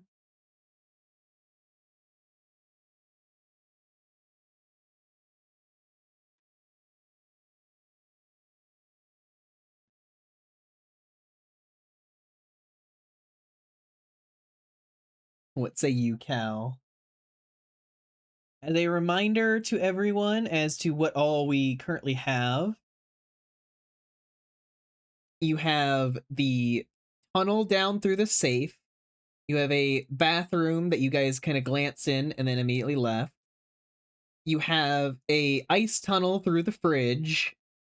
You have going back to the loading bay where there is a door out there, and then you have going back towards the original door that you guys came out of. We can't be trusted in the bathroom. Chat saw that the bathroom had a door that like there was never any hinges or like an actual door, just a door frame, and everyone was just like, "Nah, I don't like this. Get out."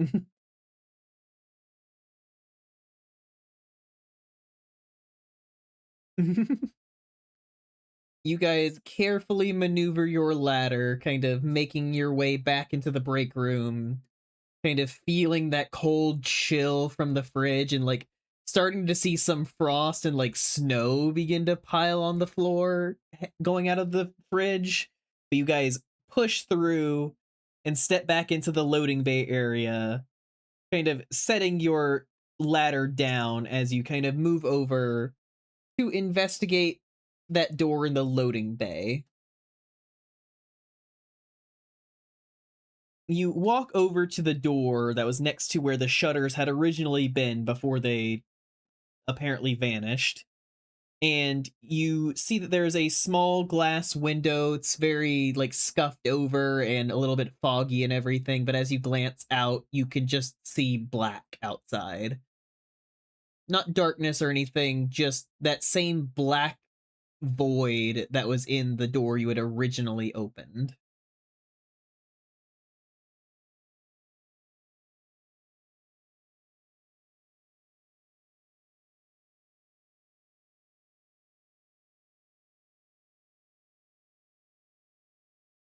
Into an insane club where the urinals were level with the doorway, no door, and it was a T junction between the men's and women, so girls would just walk past, and I'm just standing there peeing like, wild.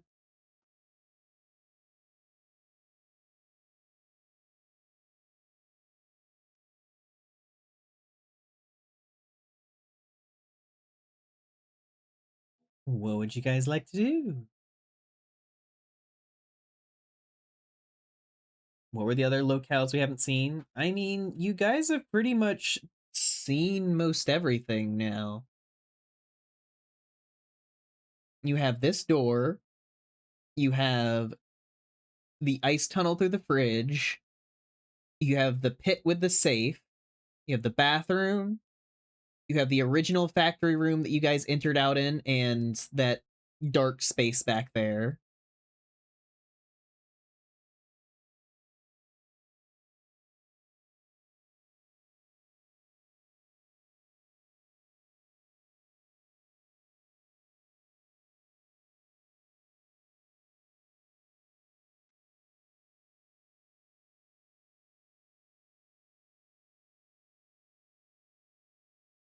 You want to investigate the black space beyond the door. You want to try and peer out the window, or are you trying to open this door that you're standing in front of?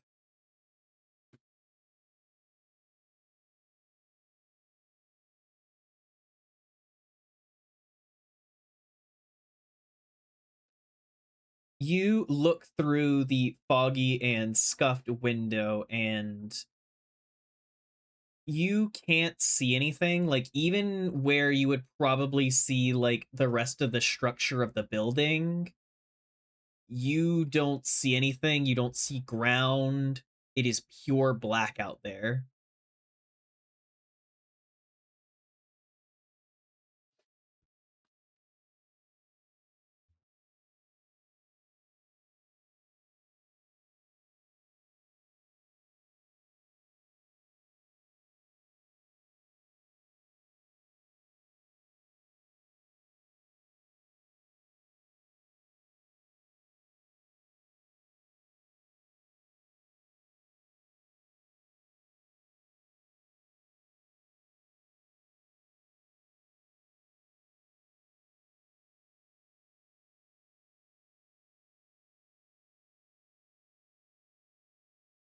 What would you guys like to do?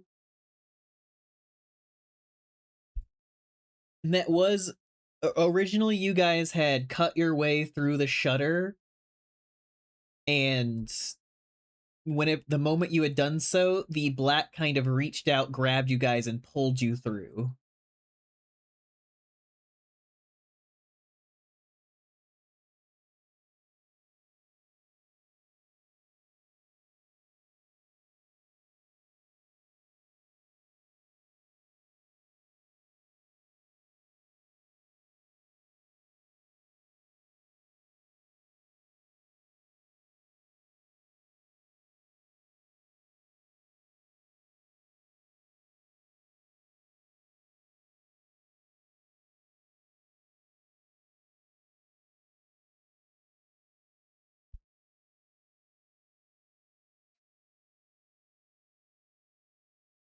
Yeah, I think at this point I'm going to do a poll with all of your different options.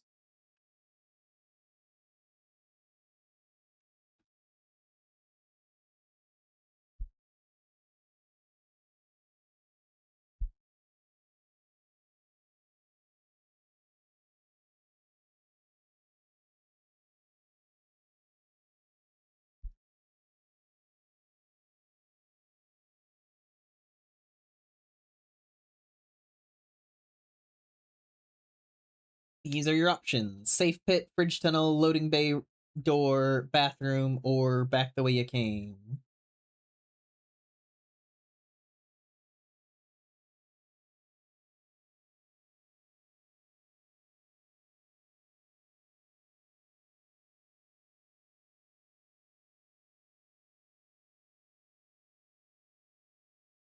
You have 2 votes for the fridge tunnel.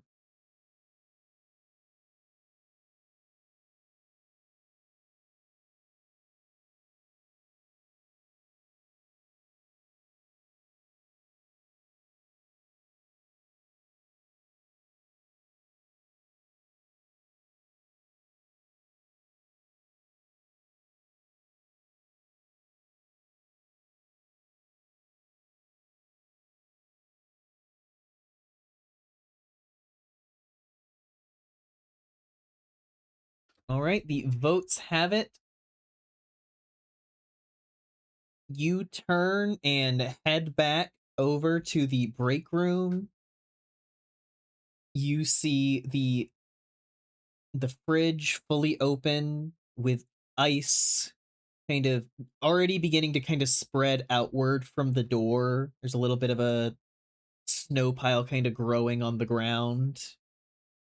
And you can see the tunnel kind of moving back, impossibly like what would have been back into the bathroom, but you know that it didn't kind of go there. So wherever it goes,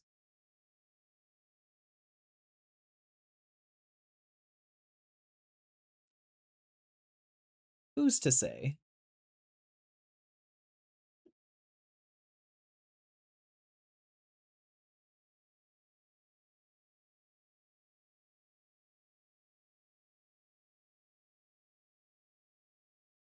What do you guys do?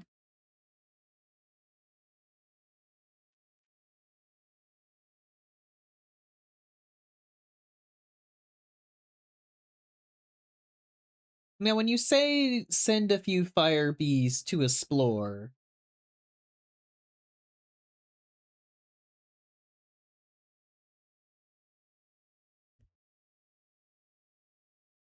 Like, you can send fire bees down the tunnel. The question is, how long do you wait once you do?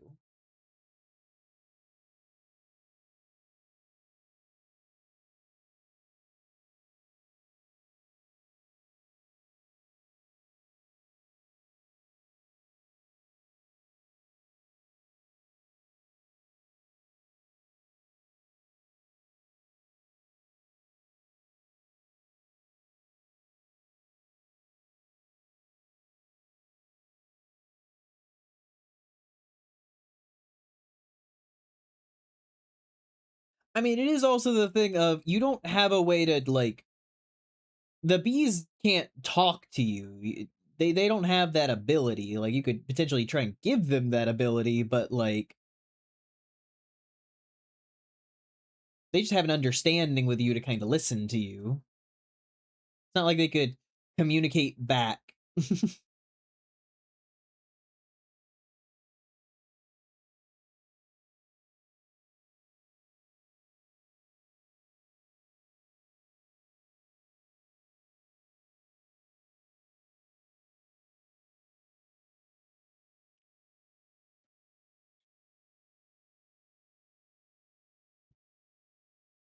All right.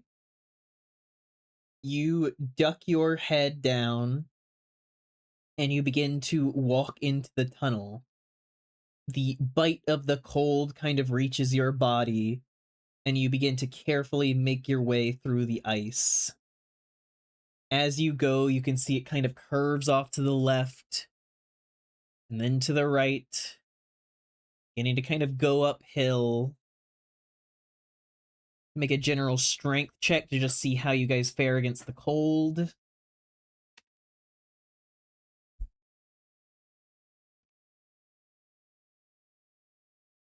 You guys managed to fare pretty well, pushing your way through as you navigate your way through the tunnel.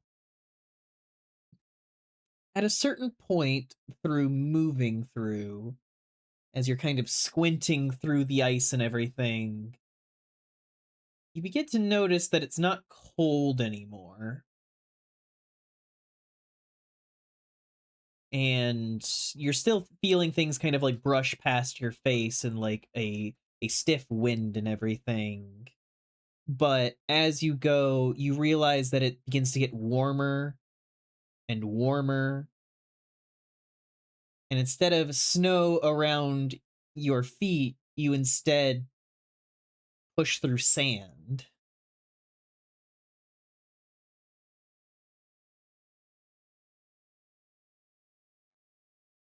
And at a certain point, you push through and then exit. You step out from a rocky crag and you step out into the open sunshine. You can see rolling dunes of sand. You are fully outside.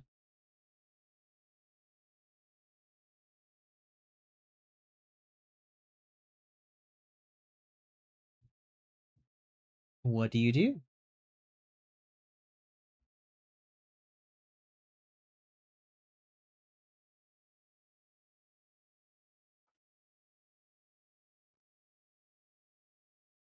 You look back behind you and you can immediately see that there is no tunnel. You have fully stepped out into a different place.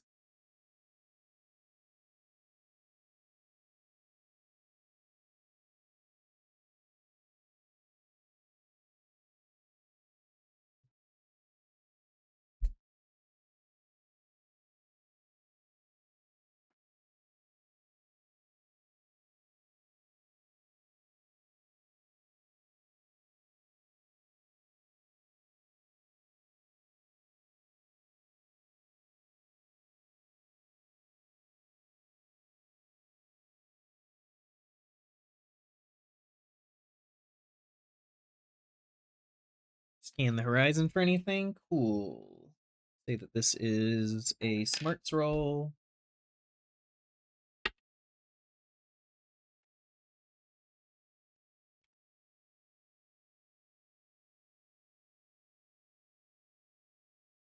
Smarts 8. You scan the horizon, you can see the rise and fall of dunes. You know that you've kind of come out from a rocky crag and everything. From here, you can't specifically see any structures or anything in the distance. You think you would probably have to get to higher ground in order to kind of get a better view of things.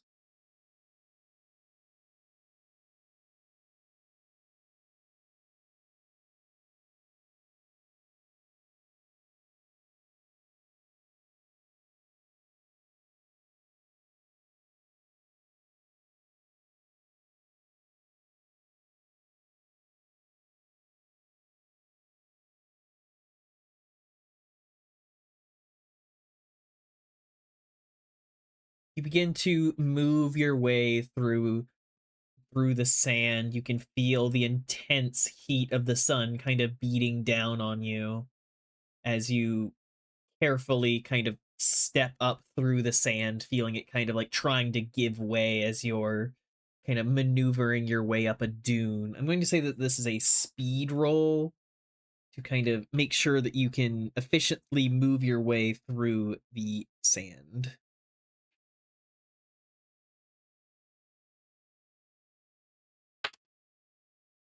That explodes. D8 becomes a D10. That explodes. D10 becomes a D12. That's cocked. Okay.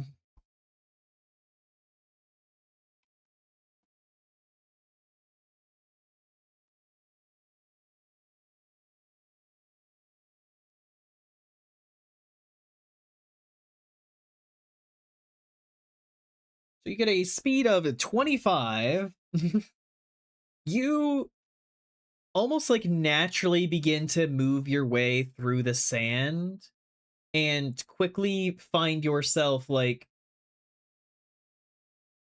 you just know how to move through it. Like you no longer feel hindered by it. You know exactly how to kind of step through. You will no longer have to make any kind of checks about moving through sand.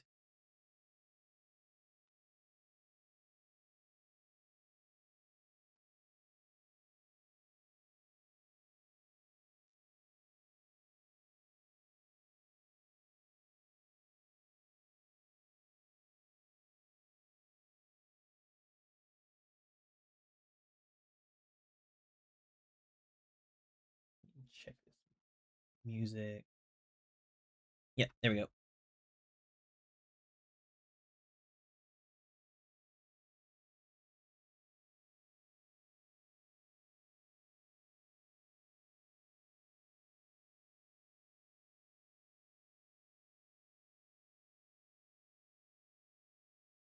You all manage to get up to the top of the sand dune and begin to kind of look around. The air wavers with heat.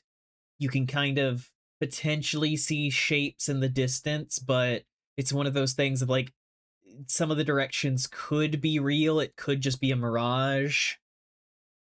You glance back towards the rocky crag that you had been in, and you can see that there is a larger kind of like canyon of rock and everything that kind of moves backwards from there. Where do you go? I'd say your main directions would be off towards one of the mirages, just going in a straight direction, or trying to make your way through the canyon itself.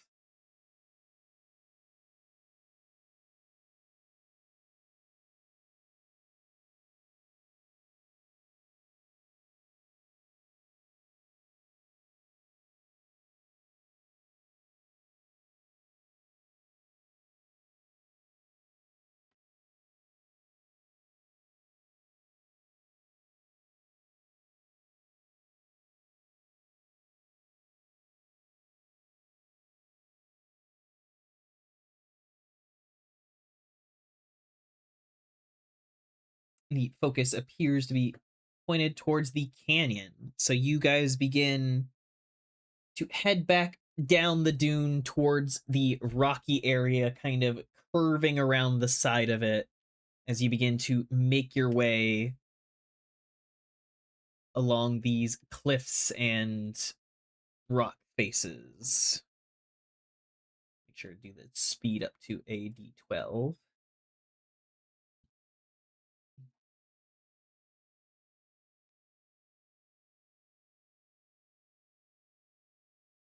You hug the rock wall, trying to keep away from the direct heat of the sun, kind of maneuvering your way forward.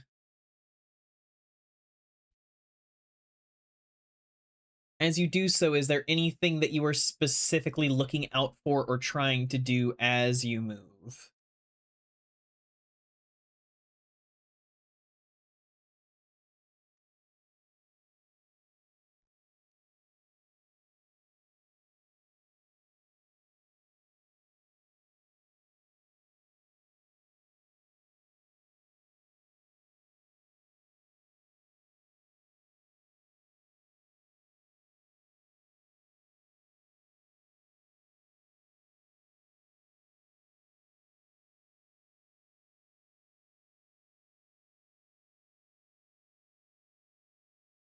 Be quick, be clever. Looking out for water sources or shelter. As you're moving, you do notice that like at the very least there are many gaps in the rock face that like exit out into small little crevices or like very short caves that you can just immediately see the back of. And you know that if necessary, you could duck into one of these at a moment's notice. And as you continue to kind of move around, you quickly find an opening in the rock that seems to exit out into like the deeper parts of the canyon. Do you guys choose to stick with the outside of the canyon, kind of moving around the perimeter, or do you go inside?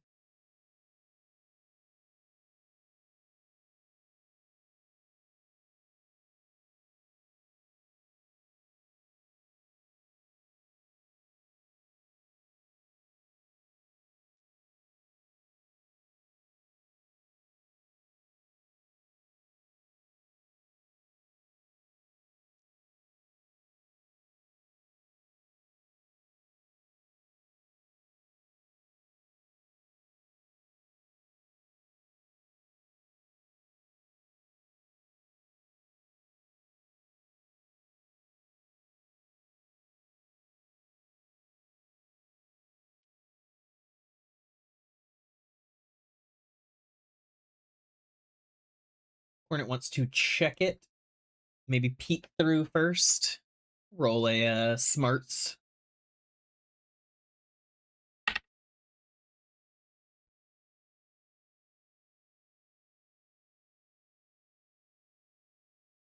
From here, you can see like a path that kind of goes down between the rocks. Kind of, you can see a more open space, but from here, with the gap of the rocks and everything, there's not much to see.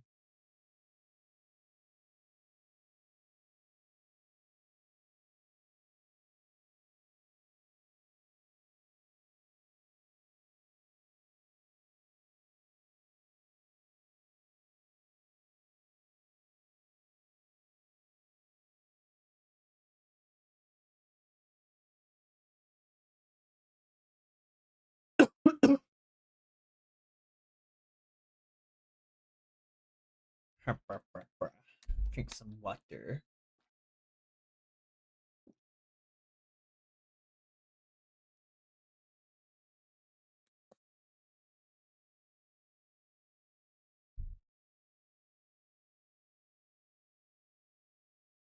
All right, you guys kind of shimmy your way through the gap and push down the path. You begin to dip below many of the rocks here kind of going into a lower area down than you had been before. You can see many layers of reddish rock kind of coated in a light dusting of sand. You can hear the sound of a distant bird kind of calling in the air. In this internal area, you can see that there is a little bit of vegetation, some like shrubs and things here and there. There's what looks like an old tree somewhere with a very sparse kind of canopy above it. But you are currently unhindered as you begin to move through.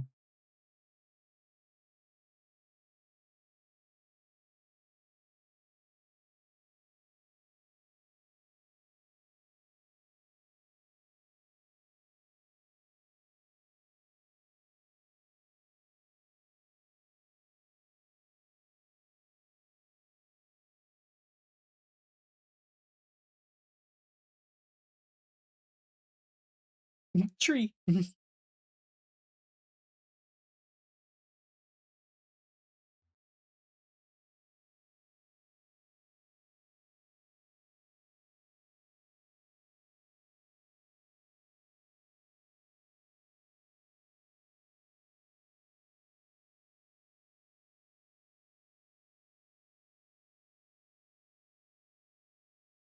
Scurry towards tree. You move over to the tree, pondering if maybe there might be water nearby because of how it's able to live here. You give a cursory look around, but you can't seem to find any specific water. You can see that there are some tunnels in the rock that seem to dip further down. And you can see that up ahead, it looks like you briefly see a flit of movement.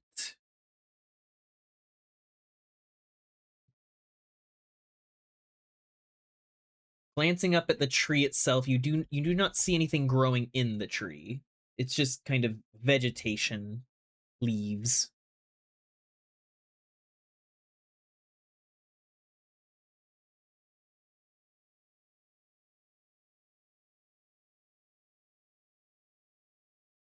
Slightly duck into cover and check that movement. All right, we will do a stealth roll.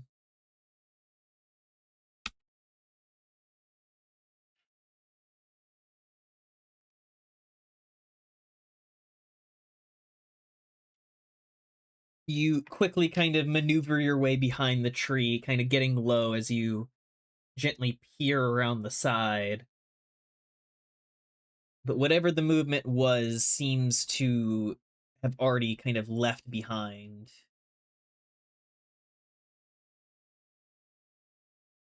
You can see that it had potentially slipped between some rocks up ahead.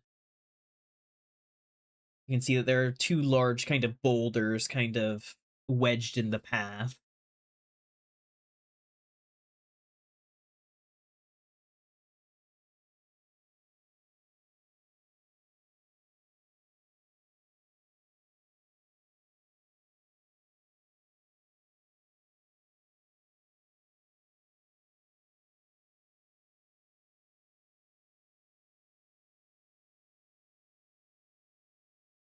What would you like to do?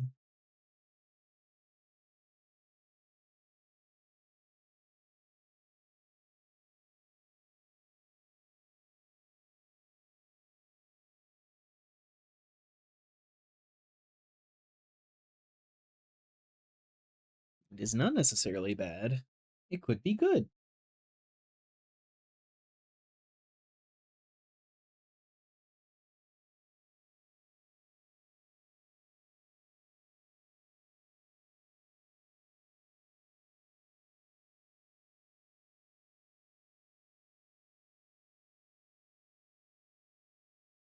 Just returning the courtesy of ducking out of sight. You're mimicking each other.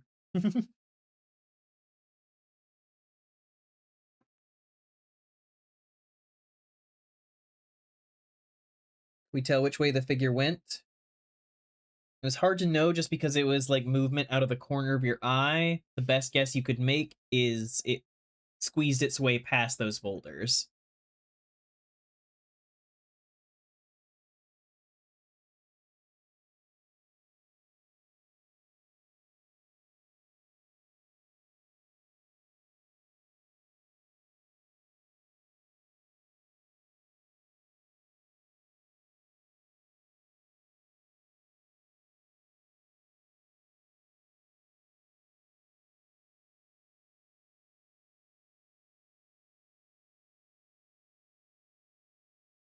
Do you approach over to the boulders in order to search?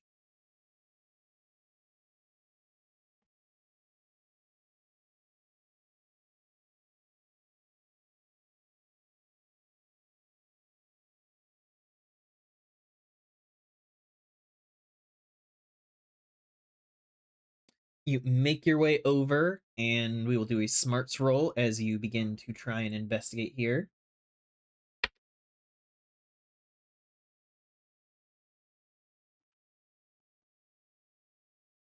You got a 15. You investigate the sand atop the rocks, and you notice it's like dragging footsteps. Like you can see the kind of movement of how it kind of made its way over to the rock and then scrabbled through. It's not the basic kind of like step step step. It's like you see a step drag step drag step drag.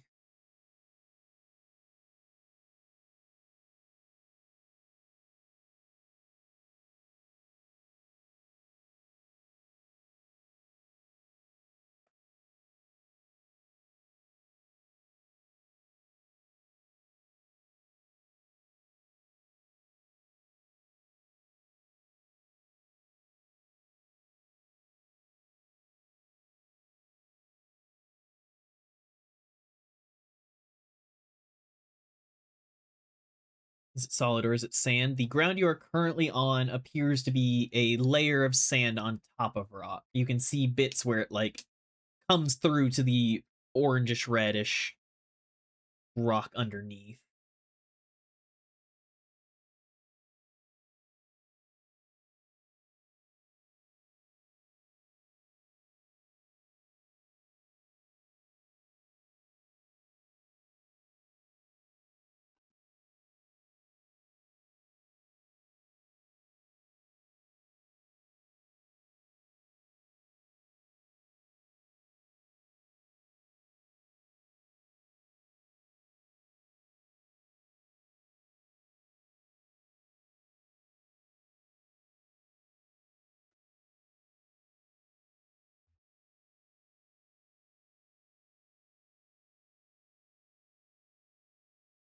You would like to mimic that pattern to follow after.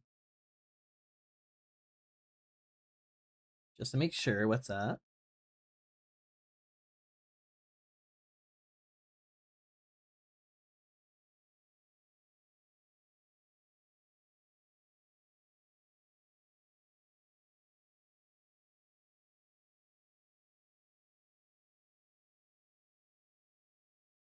You don't see a distinct footprint because of the dragging thing. You can just see like the point where pressure was put down in a spot and then drag, pressure, drag.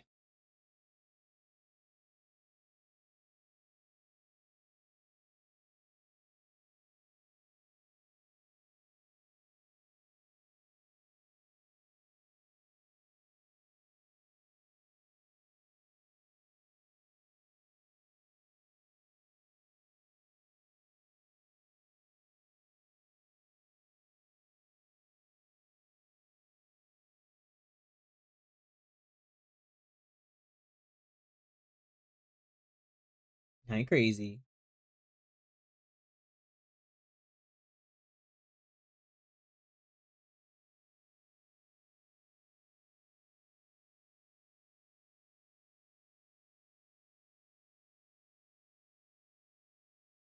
All right, you begin to follow in the footsteps, being careful to kind of match the strides.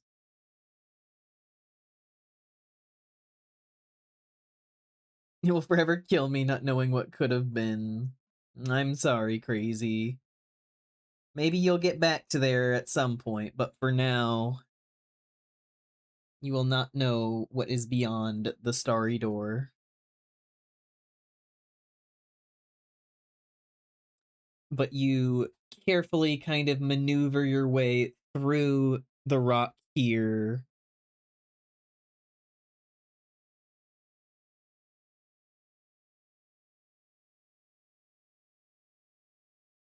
I'm going to roll you a strength check just to kind of scrabble your way over the rock.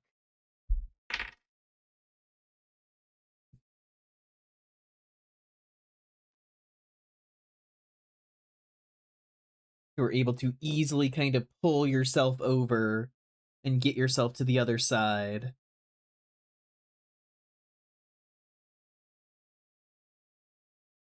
You have a cape to cover us. You do have a cape. You could use it to cover your head.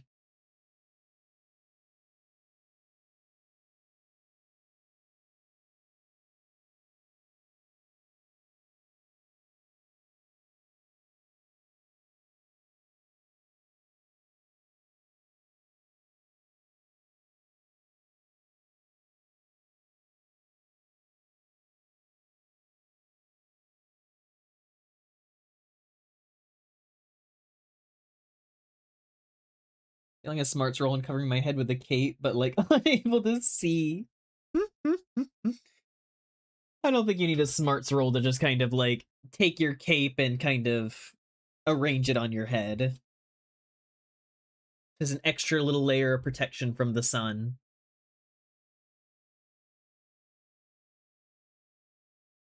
As you get to the other side of this rock and kind of look around, you notice that it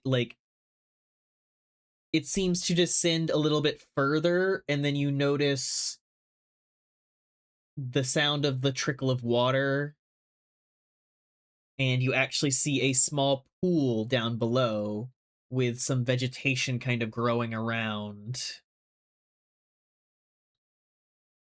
Is your light spell still going? You look around and you do not see the light spell anymore. You are unsure if it just didn't come with you into the tunnel or if it just kind of went out with time.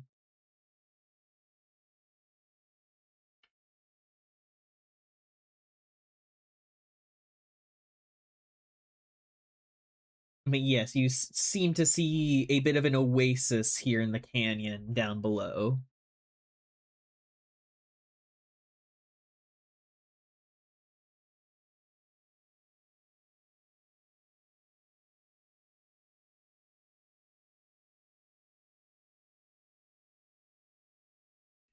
Look out for threats before moving to the water. Do another smarts roll.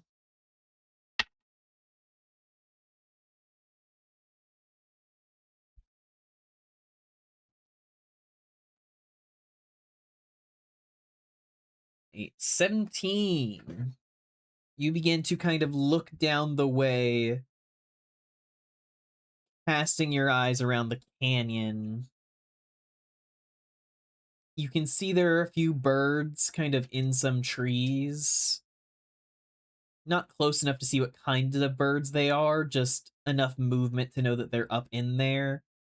You look closer and you can see that dragging pattern going all the way down to the water, where you can kind of see the outline of a form standing in it.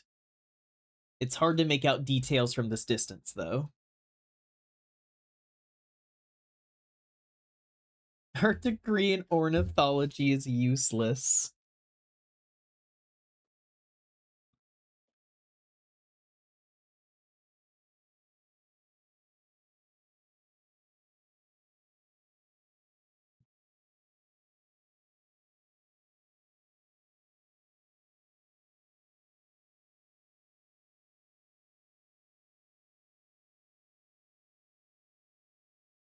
Is it more person shaped or beast shaped? Is it too indistinct? I would say it is more person shaped.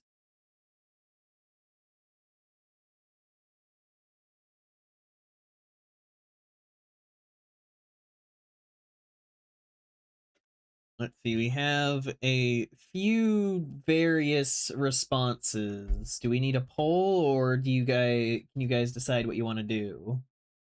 Are you attacking, walking closer? What's the vibe?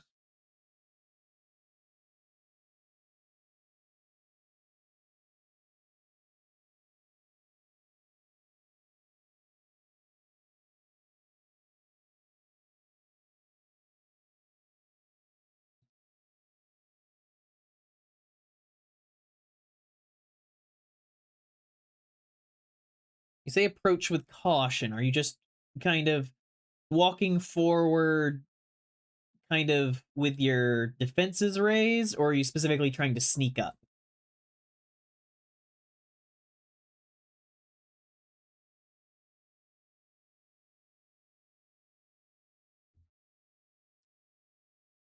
Can we use magic to detect anything like traps? I mean, you could potentially use your magic to try and, like, divine something like that.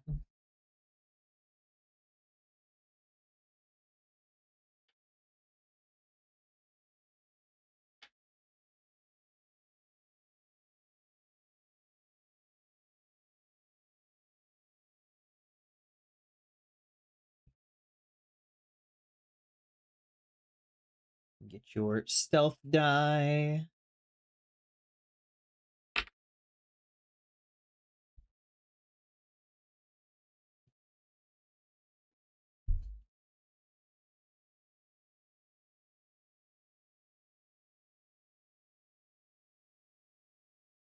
Got a 5. You carefully move through the sand, making your way down the slope deeper in this deeper part of the canyon. The sun doesn't seem to be directly beating on you, and you can feel like a wave of kind of cool air in here as the gentle mist from the water kind of rises up to meet you. But as you kind of step fully into the water, there's a bit of a splash, and you see the figure kind of like pause and then slowly turn around to face you. You do not see an animal person like you witness Duchess or yourself.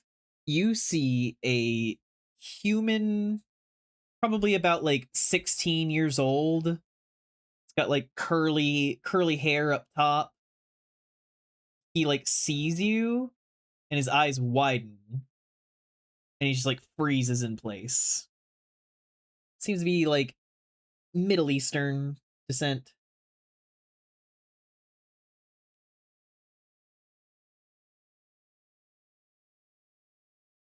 I am going to I'm going to do a poll as to how you approach this.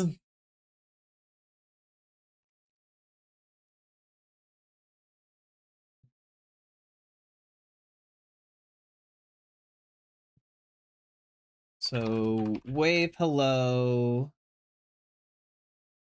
hold hands up, attack. We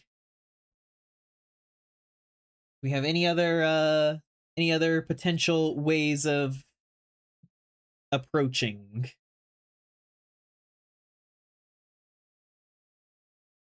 Any other avenues people want to potentially explore?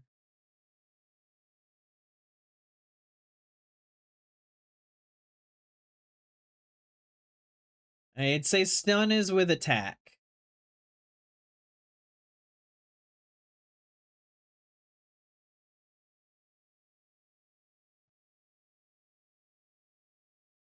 Shit pants.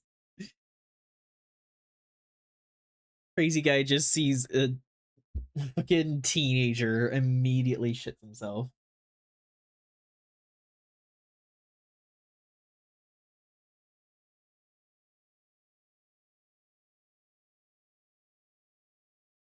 Minors scare me. Insane. All right, since we're not getting any more suggestions, I'm just going to start the poll. You have wave hello, hold hands up, or attack. Please vote now.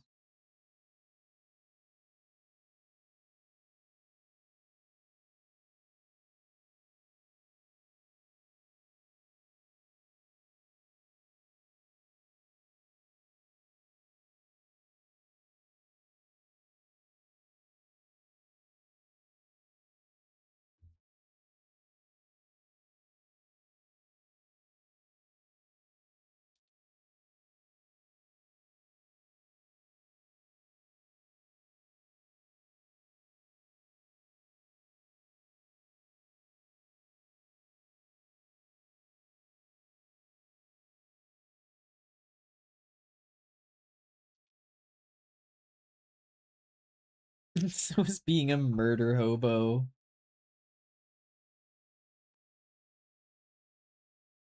Wave hello.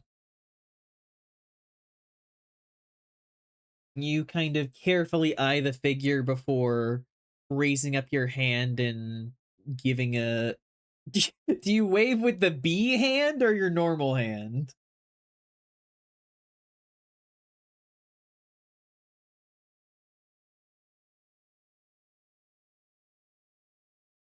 Absolutely not the B hand.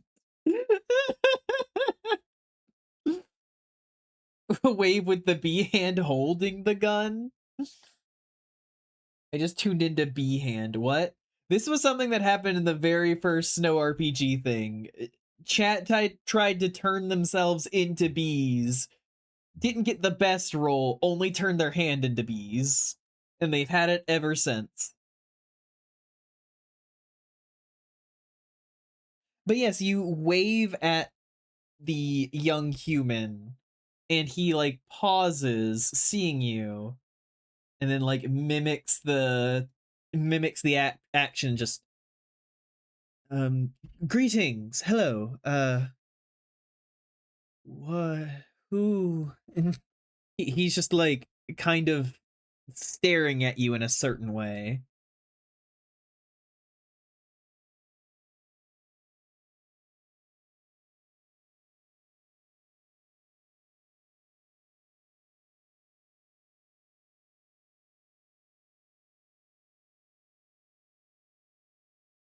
How long until enough bees have died from stinging targets to make the bee hand no longer bee?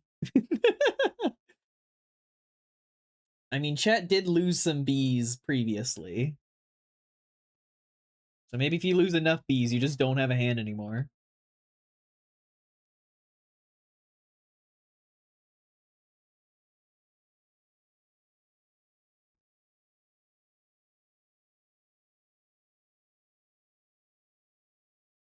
Yeah, you specifically tell him back, hello, you're lost and you don't really know where you are. And he blinks a bit and just, well, this is an oasis, but you are in Verakash. I Are you a god? I have only seen one like you before.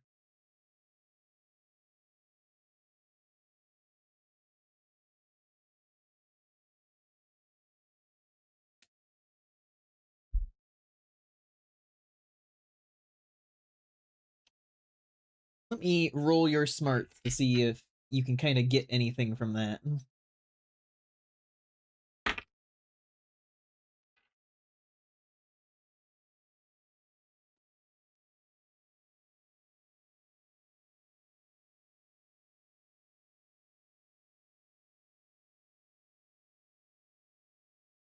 Smarts 13. You rack your brain, and somewhere in the cacophony of voices and experiences, you have this vague image of an Egyptian like city, people milling back and forth in markets and everything. But there's no congruency in your memories and everything. It's fractured, it's pieces, it is a memory that you cannot place. You're all right, Vice. We'll probably do more of these from time to time. Thank you, Mason 42069 420 for the follow.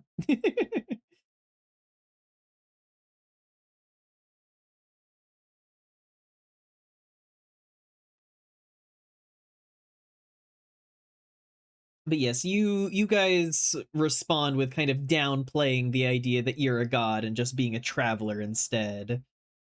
And he like slowly nods while staring at you. Right. Well, I am Rashid. What is your name?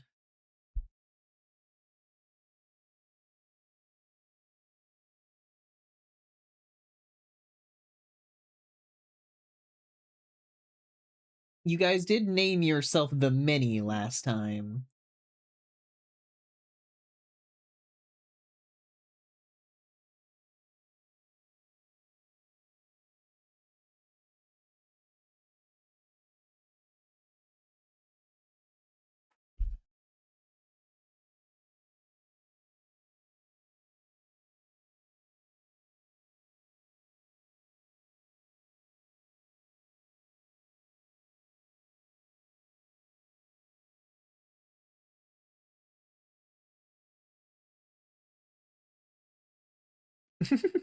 All right, I'm gonna make this a poll because everyone seems to have different ideas of what they want here.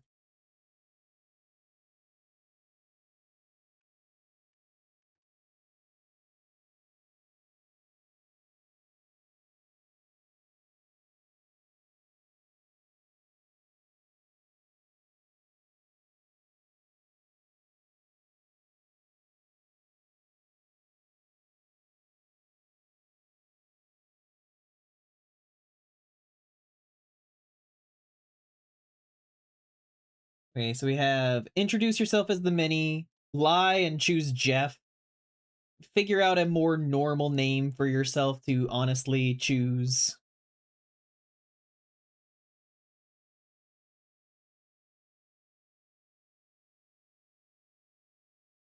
Yeah, the Marians.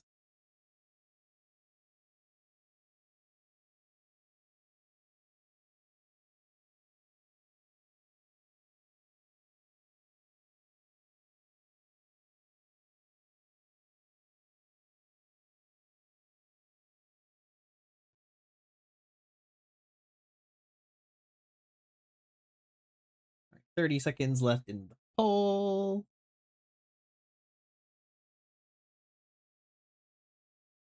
Oh, the Marines.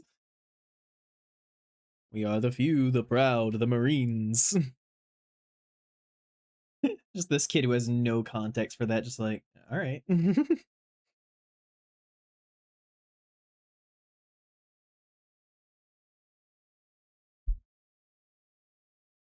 Yumpus.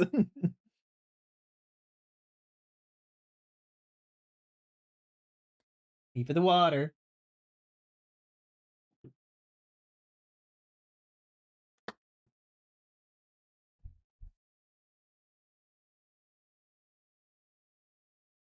But you introduce yourself to Rashid as the Many.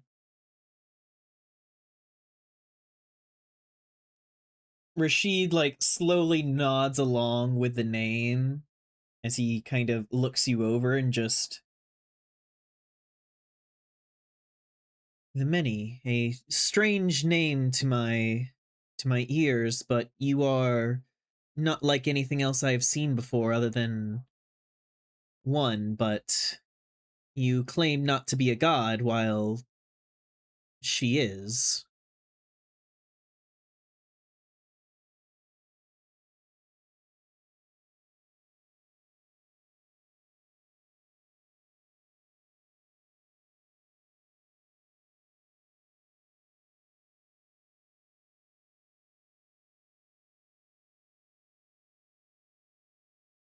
Oh, Kali. She is like you, an animal in human form, a unlike anything else I've seen, very similar to a jackal.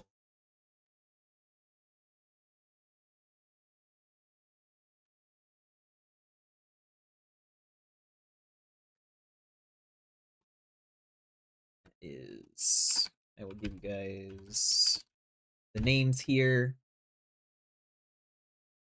Did you just call us an animal? You guys are a silver and white cat. You guys decided that.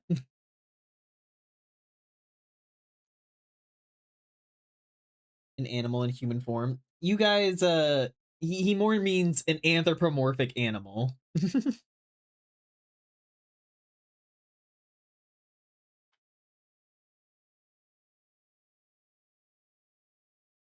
Anything about that description stand out? It's just another kind of anthropomorphic creature. You haven't come across anybody else other than Duchess so far. I don't even know what a furry is, actually.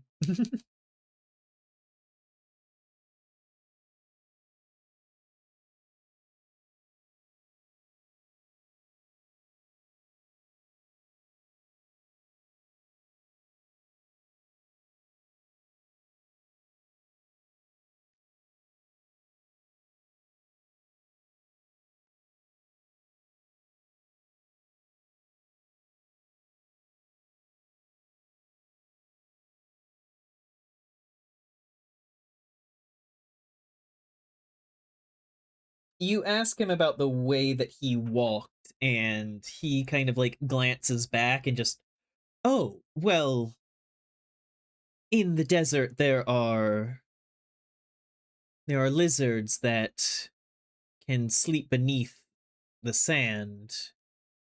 Usually walking in that way is enough to not accidentally step upon one.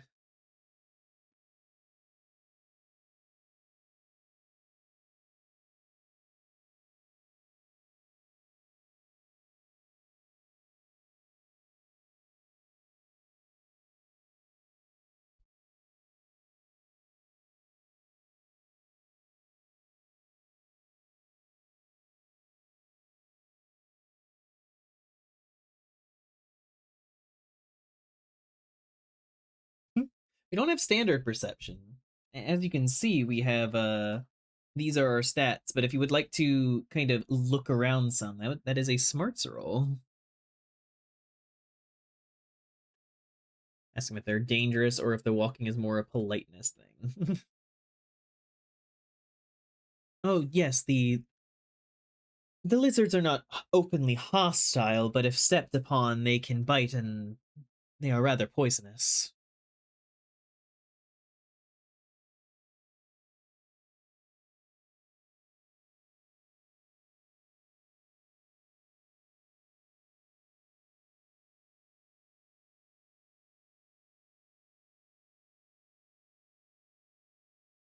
What brings you out here, Many?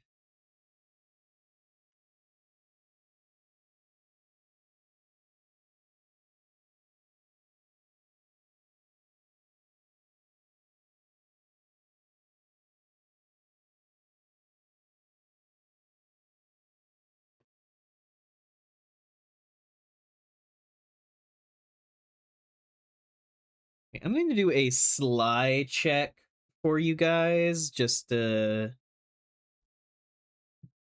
kind of see how your general charisma is going over with this guy. That explodes.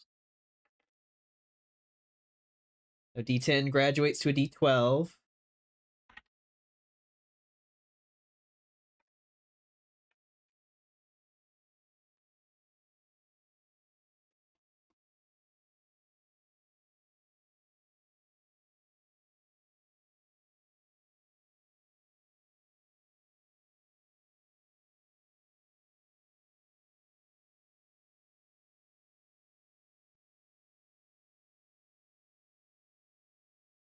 Got an 18 on your sly.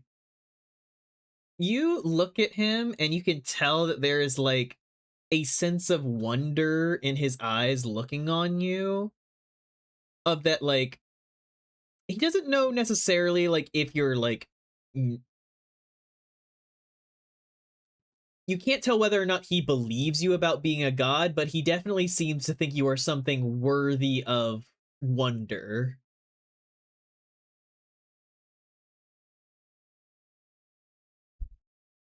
And he just,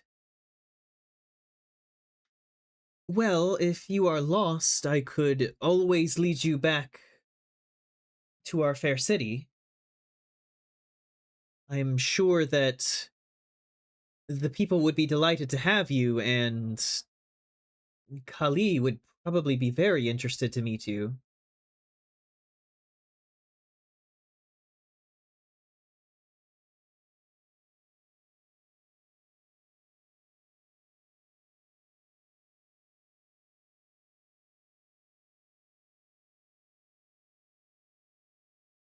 Hello, regards.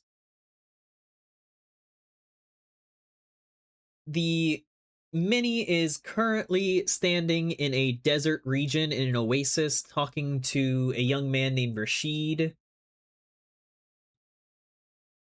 You guys don't know how to get back to Duchess, and you guys explored in Starpoint Labs earlier before going through an ice tunnel that ended in a desert.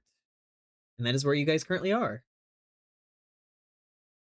I try and avoid talking to women after the incident. But yes, you agree, and he kind of smiles and nods and begins to first he leans down and like fills some bottles filled with water and kind of puts them on a sling around him. And then he like waves and begins to kind of move through, pushing past the oasis onto a stretch of area that is specifically rock, so he doesn't need to do the dragging feet thing. As you guys begin to follow after him,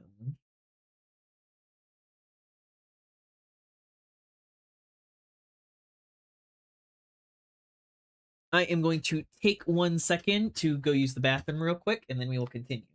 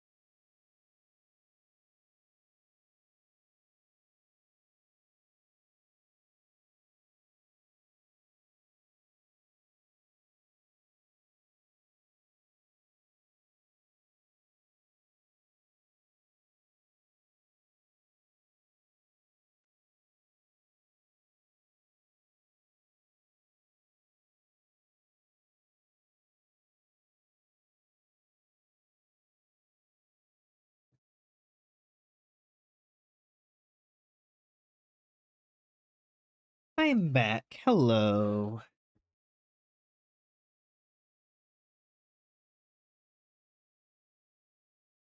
No disappearing all night tonight.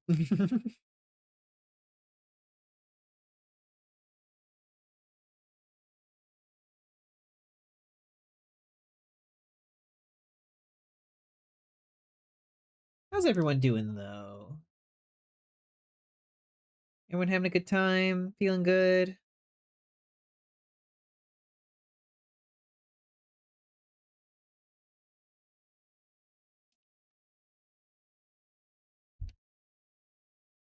Getting sunburns. Been fun so far. I'm glad.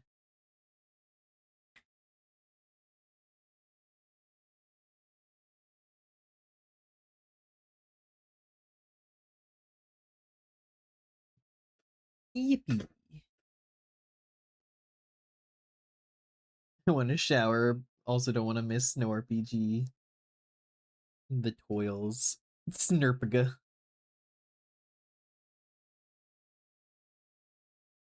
Why did we end up in a desert, not a jungle? Because that's where you ended up.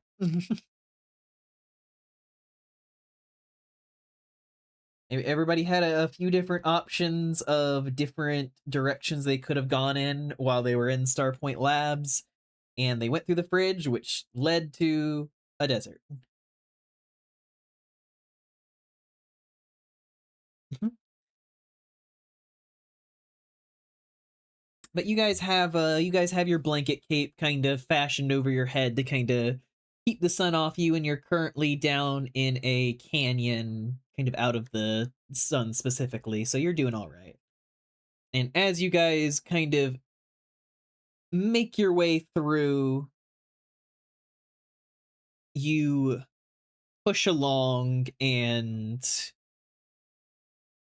as you kind of begin to head up a little bit of a slope, you exit out of the other side of these canyons, and you find a what looks like a sled, and there is a what looks like a giant bearded dragon lizard, just like harnessed up like a sled dog.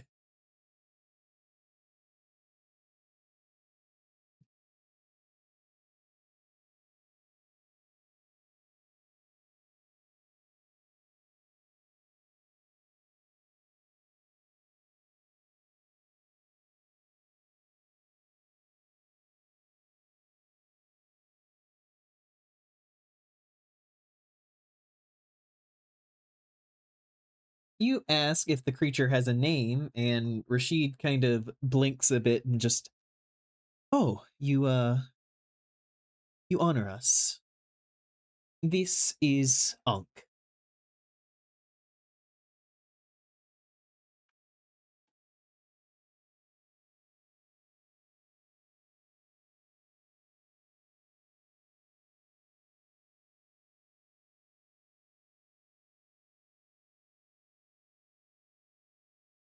The city is a ride away. If you would like to hop on, I will drive us there.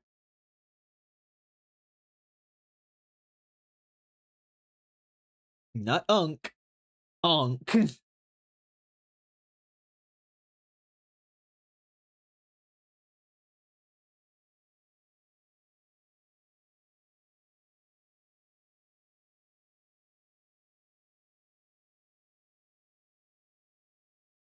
Yep, you guys climb on the sled and even give him thanks, which he smiles over and climbs onto the sled,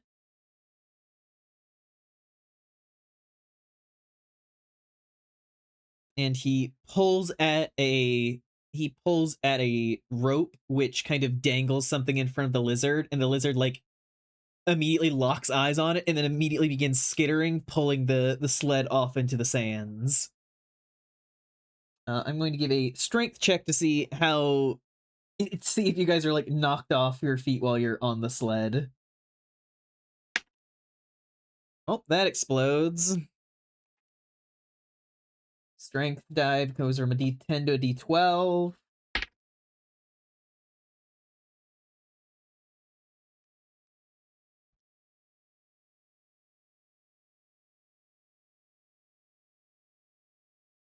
You get a 16.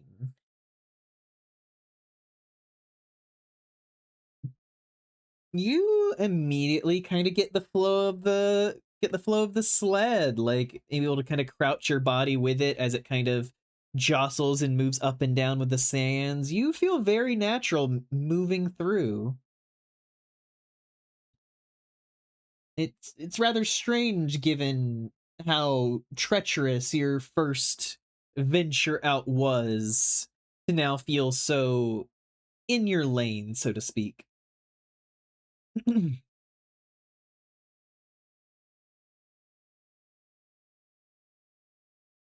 But the sled carves its way through the dunes, and as time passes, you begin to see the forms of buildings in the distance. White structures bleached in the sunlight, small painted accents on many of the buildings with gold that shines in the sun. As the sled approaches the city and then begins to kind of move into the streets as the lizard starts to slow as he begins to encounter some traffic and everything. You notice that all of the people in this city are human.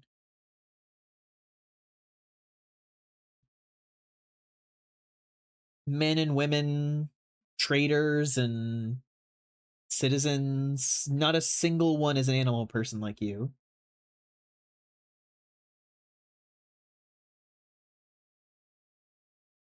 Don't stare, don't stare, don't stare. We're gonna make this a sly check to see if you can act natural.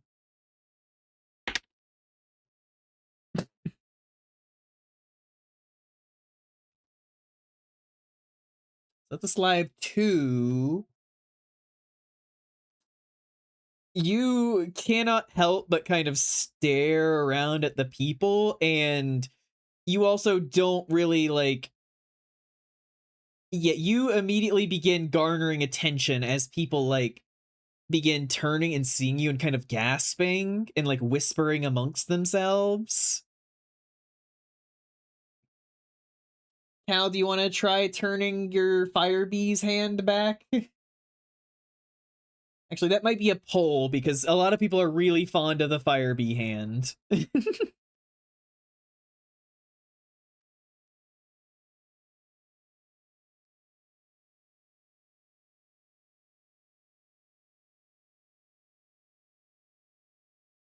Just gonna do a quick poll of just you guys can do whatever like thing to like stealth, etc. This is just a question of if you are going to try and do this.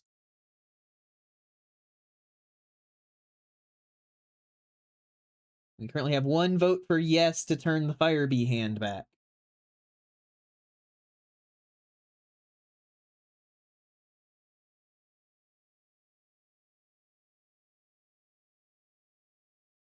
We have no for turn the fire bee hand back.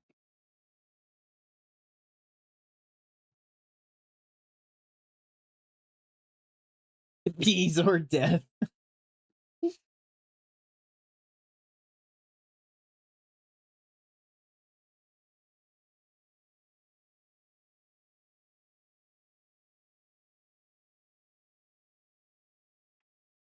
All right, you have decided not to turn the hand back, but are you guys going to try and hide the hand so that the crowd does not see it?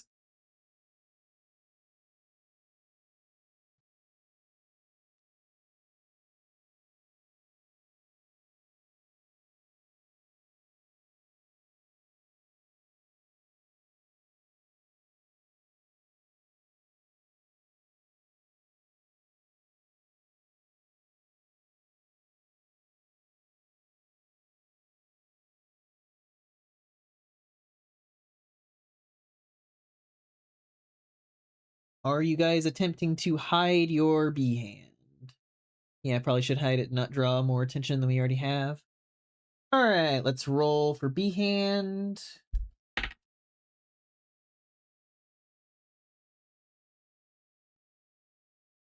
The stealth of 4. You tuck it away and you think that like some people caught sight of it, but you're able to kind of keep it away from the majority of the crowd seeing it.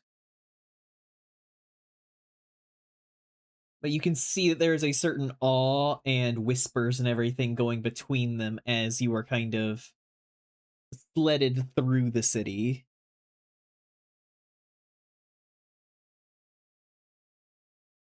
And as you guys maneuver over towards a market, Rashid kind of pulls the sled off to the side, where the lizard immediately kind of detaches itself from the sled and quickly scurries over to what looks like an equivalent of a stable, where it just like immediately goes onto a big rock and just kind of flops onto it.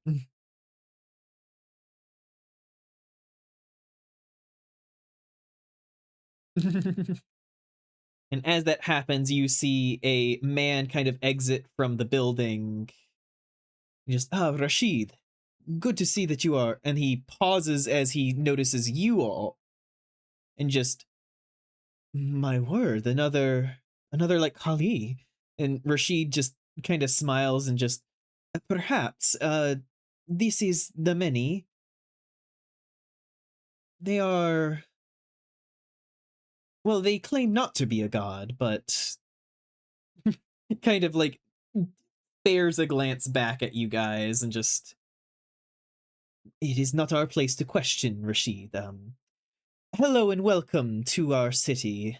It is a pleasure to meet you. I am Isam.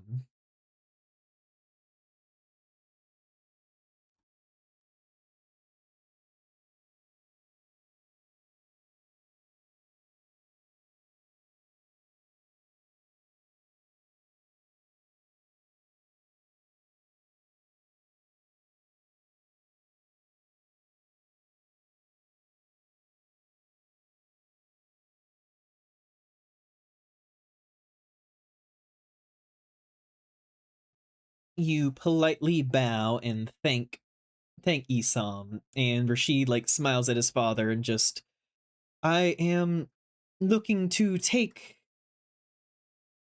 I'm looking to take the many to Kali's temple. It is probably a good idea, my boy. If it pleases you, he says, addressing you all, my son would like to take you to meet Kali, our resident god.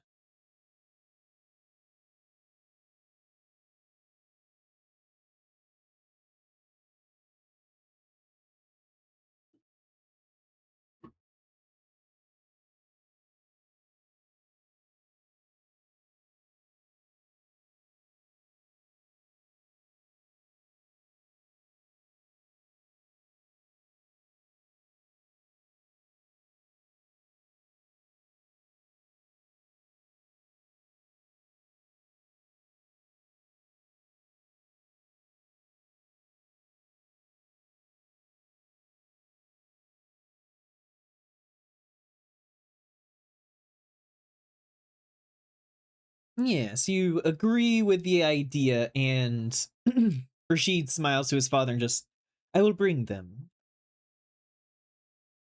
And he just like quickly kind of gestures for you all to follow as he kind of scurries off into the market, kind of trying to kind of gesture for the crowd to kind of break away and kind of make room for you. And Isam kind of gives you just a deep bow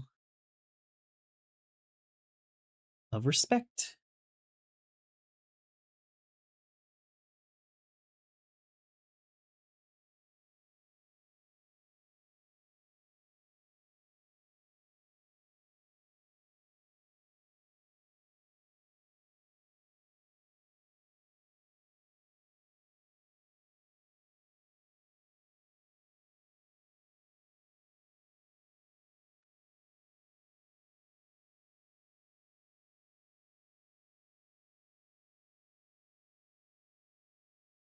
You see that Rashid is maybe not necessarily doing it to like make a fuss, and is more the crowd is making a fuss and Rashid is trying to like carve a path for you to be able to make your way through without the crowd like hindering your progress.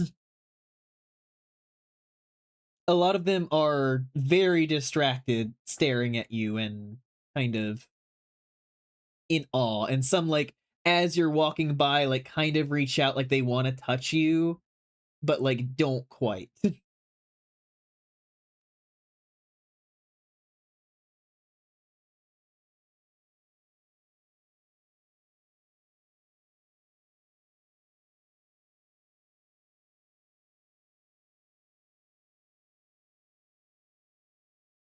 Pull away a bit when they reach out.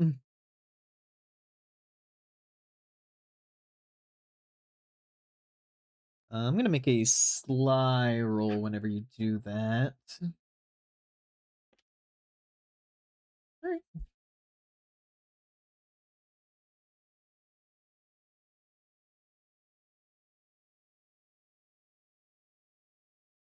Yes, with 11, you are able to kind of like avoid their touches without making them think that you are disgusted by the idea of it.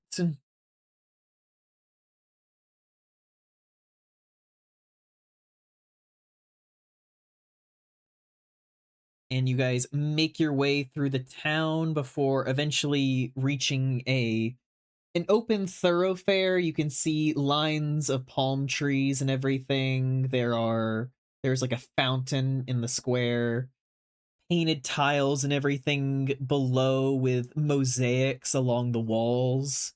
And you see a grand temple in the center with a statue out front of what looks like a female jackal kind of holding a scepter.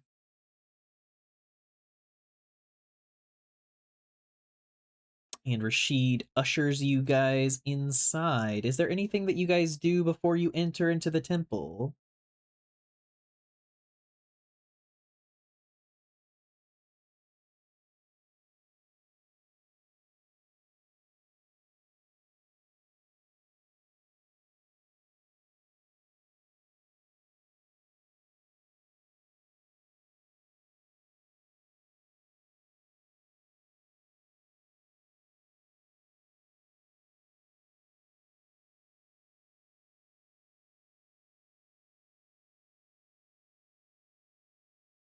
Can we ask a quick lore breakdown of her by any chance?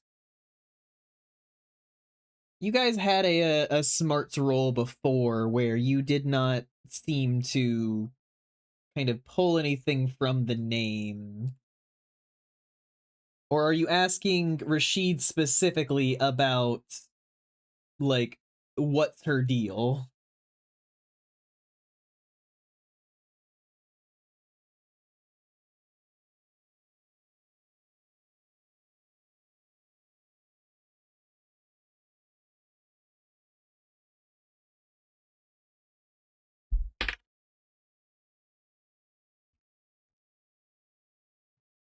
Another sly 11.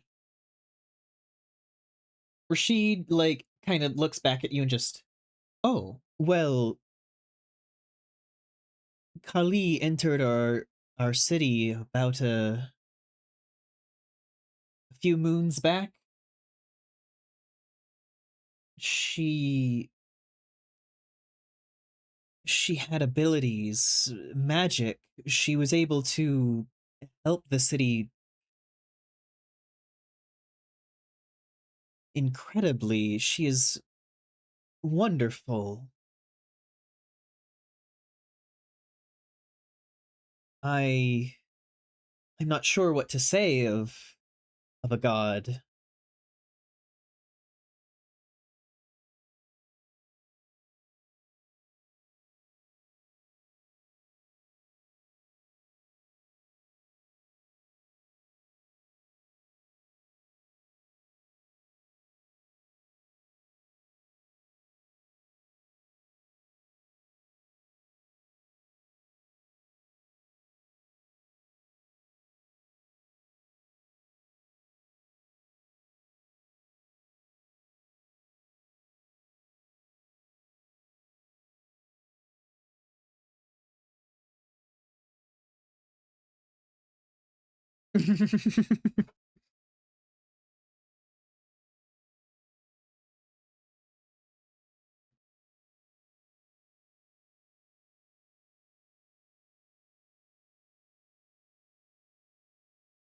Rashid begins to lead you inside. You can see rooms with large pools with flower petals kind of floating along the surface with the lotus flowers in it.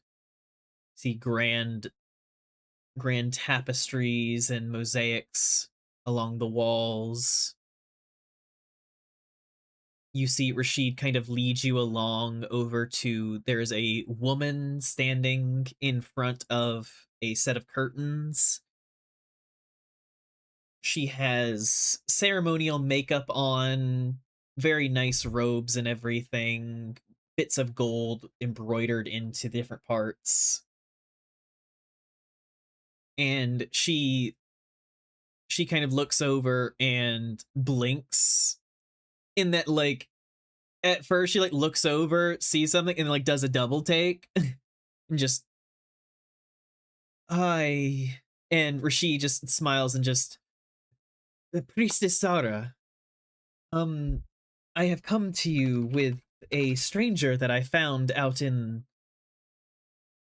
the oasis. This is the many.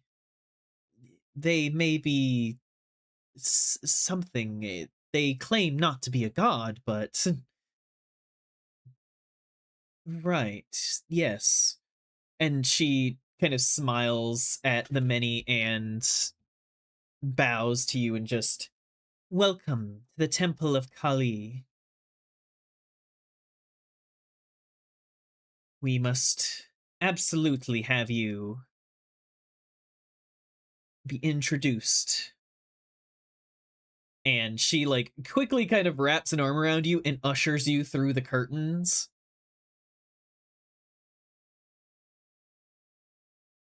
And as you kind of are guided along, moved through, you enter into a grand chamber where there is a throne at the other end. And sitting in it is the same jackal woman from the statue, wearing a ceremonial Egyptian headdress, kind of a necklace piece across her chest, and billowy pants below. And as you two's eyes meet, I instantly need a smarts roll.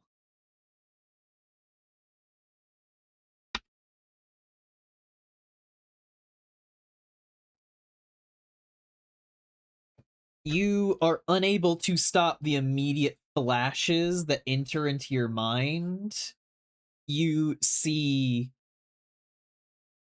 you feel the memories of pain and confusion, the sound of voices kind of drowning together, and then you see a brief flick in front of your eyes of the image of this very jackal chained to that wall that you remember chaining yourself to the wall of, wearing a collar with a tag on it that just said the number 7.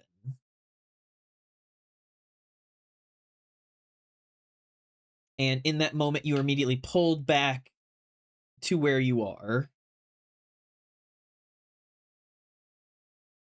And she kind of blinks at you and immediately like holds up a hand and just leave us, Zara. And Zara immediately bows and just, of course, and steps away. Yet you can see a similar like look in her eyes as she's staring at you and waits for Zara to leave the room. Once Zara has, she rises up from the throne and walks over and just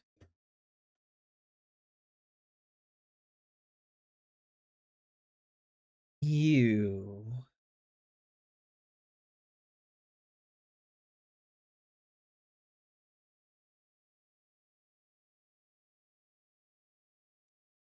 If you know what is good for you, you will continue to call me Kali while we are here. If I hear the word 7 escape your lips, I will tell them all that you are a demon.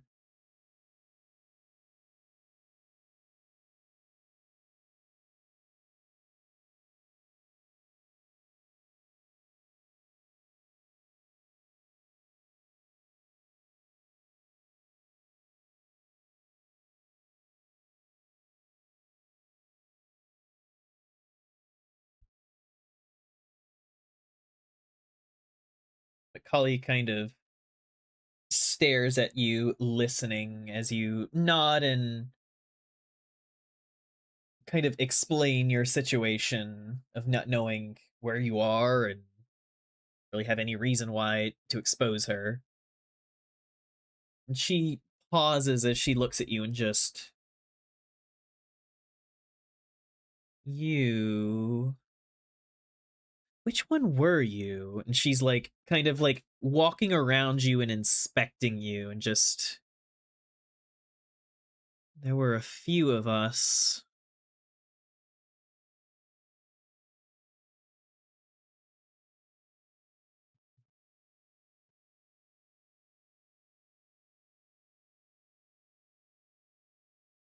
You said you called yourself the Many.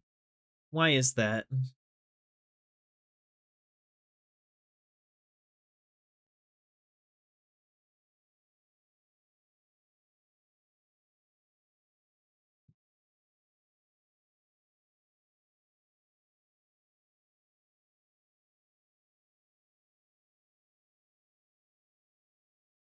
You explain that there is more than one of you inside of there, and she, like, looks a bit confused and just,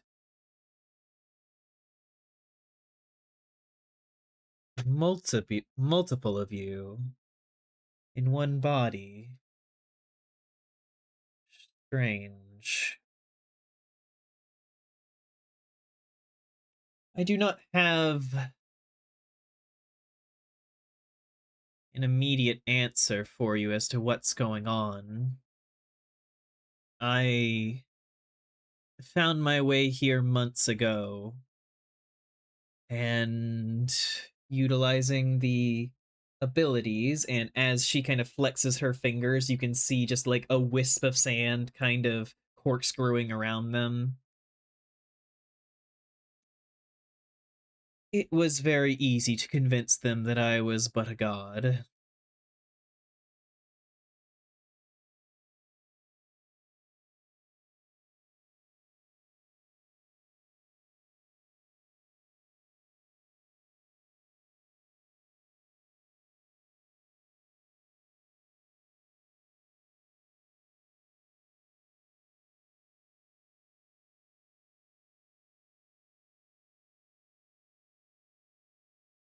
How do you guys respond? Good for you.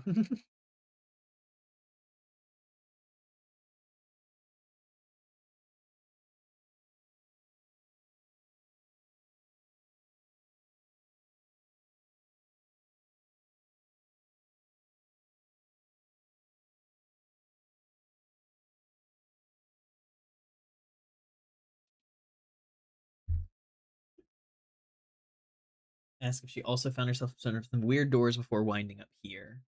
You ask that question, and she, like, kind of tilts her head looking at you and just, no, I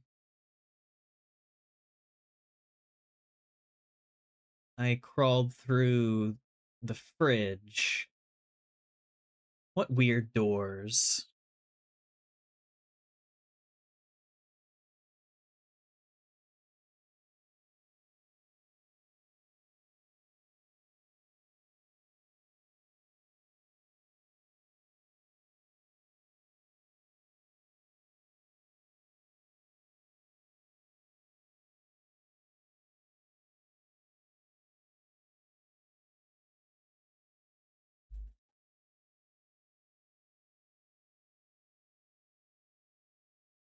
You explain the series of events that you remember of waking up in the circle of doors, going through the rusted one and ending up in Starpoint Labs, making your way through the fridge and ending up here.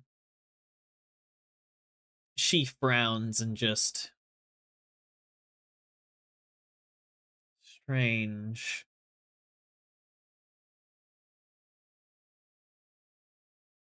But I can't say I have much desire to find said doors. The moment I was able to get out of those labs, I took my chance. And I am not keen to go back.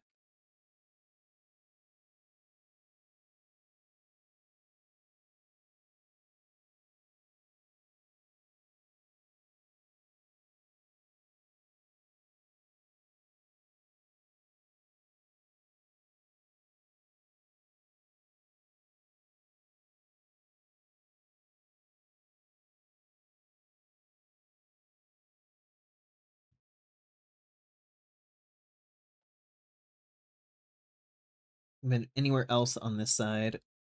In Verakesh,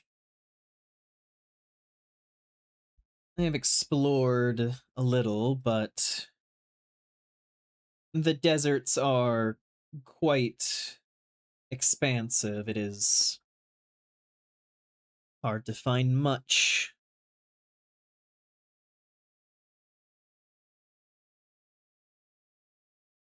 And I've spent much of my time trying to make this place more comfortable.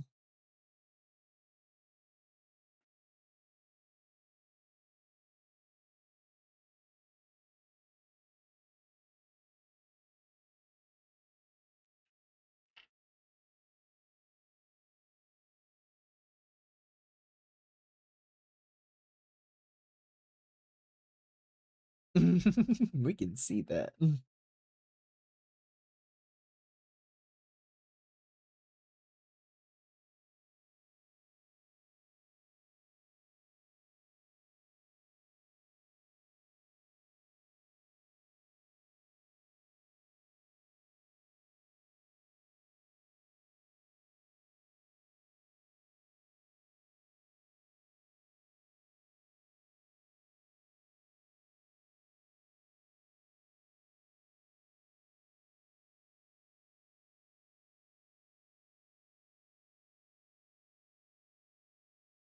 If there was a way back, where would you guess it'd be?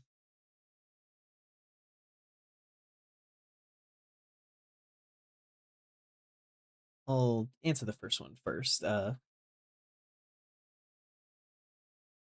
Occasionally, whenever I dream, I see strange things. I do not engage with them, though.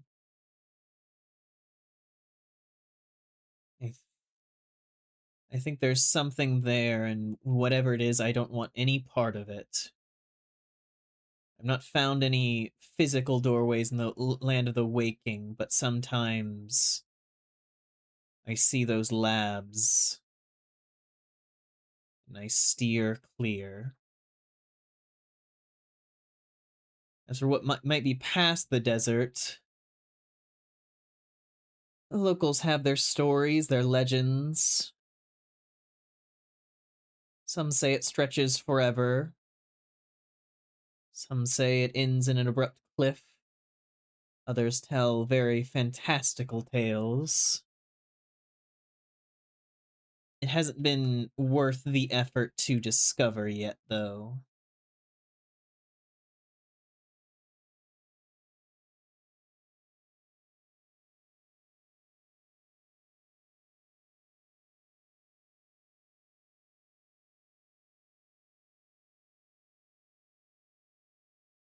Hello there, Funny Valk.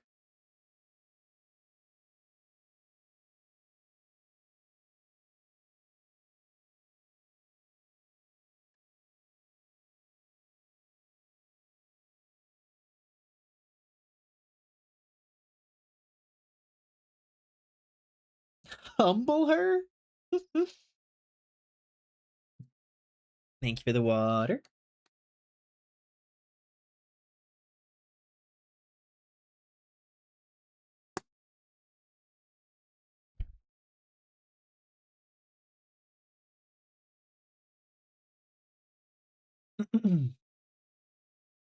maybe Cornet sees it as forcing her to like possibly contend with your presence as not being the sole focus of the people.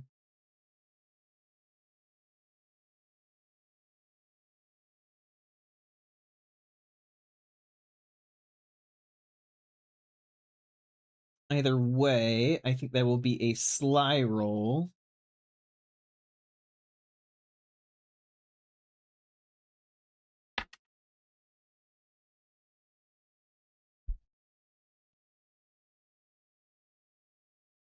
Only a sly 4.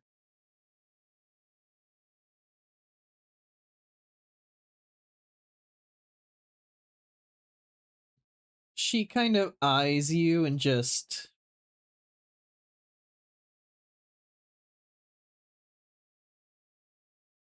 I won't tell them that you're a demon, but I don't want any part of whatever you have going on. I would prefer if you exited my temple and found your own place to stay.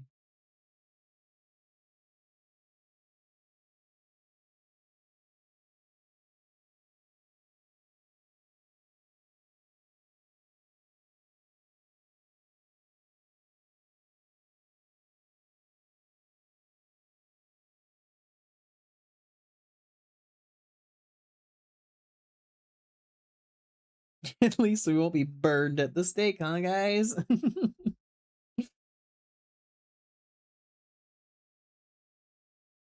Brief flashback to being in the world with Duchess where everything was like on fire and shadow monsters were everywhere.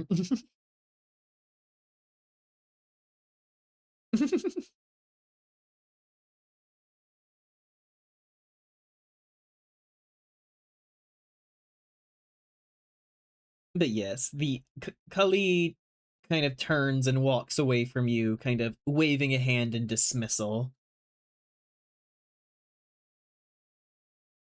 What would you guys like to do?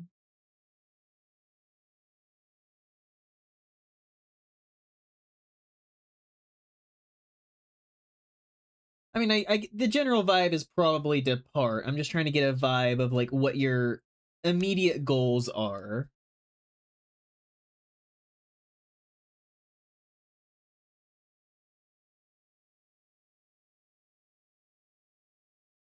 Chaos.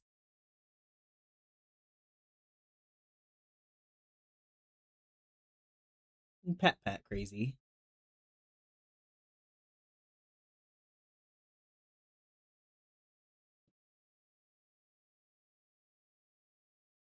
Hornet wants to go ask Rashid. You step out of the throne area and kind of walk past the priestess Zara, who gives you a deep bow as you do so. And whenever you walk back in front of the temple, you see Rashid is standing out there, who immediately kind of lights up seeing you step out and just, ah, hello. How did it go? Is everything all right?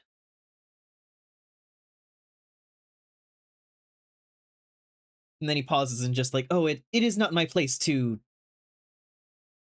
It is not my place to know the ongoings between powerful figures. And he just gives a smile and just, how may I help?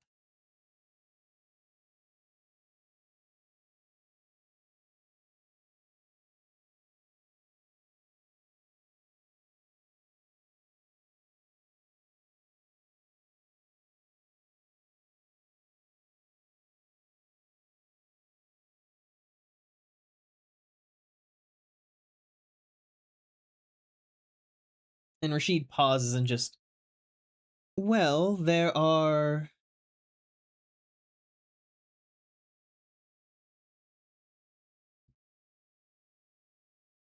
is a place for travelers to stay. I mean, we could also open our home to you, but I would not wish to impose.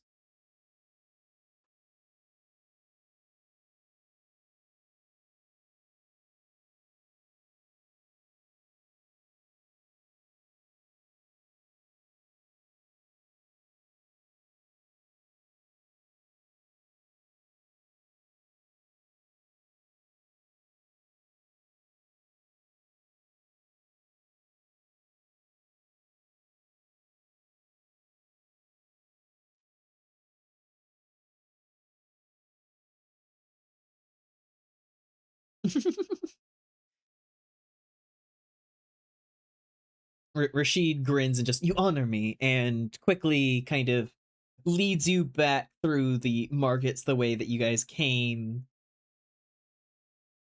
kind of moving your way through, and taking you back over to his house.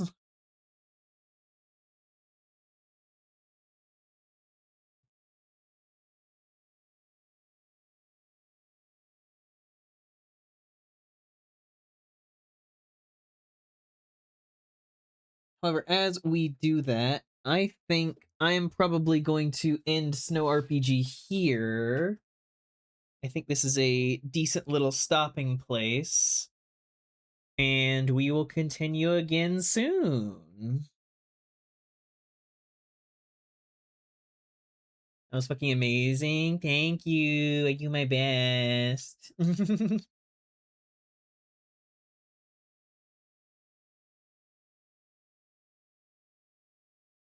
I appreciate you guys. You guys are wonderful.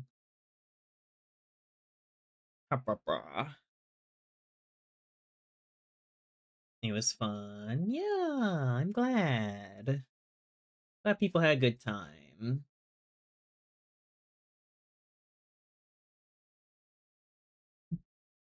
I just set RuneScape to focus on the story. Wow, I pulled Cornet away from RuneScape. What an honor.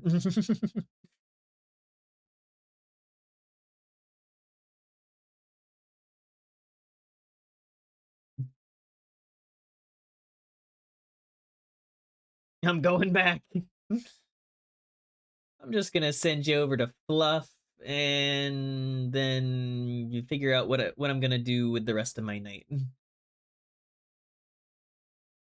Got the dog on my phone taking my brain. But thank you all so much for watching and being here. I appreciate you guys. We'll see about maybe more Snow RPG soon. Hopefully not a year and a half till the next one. Bye bye.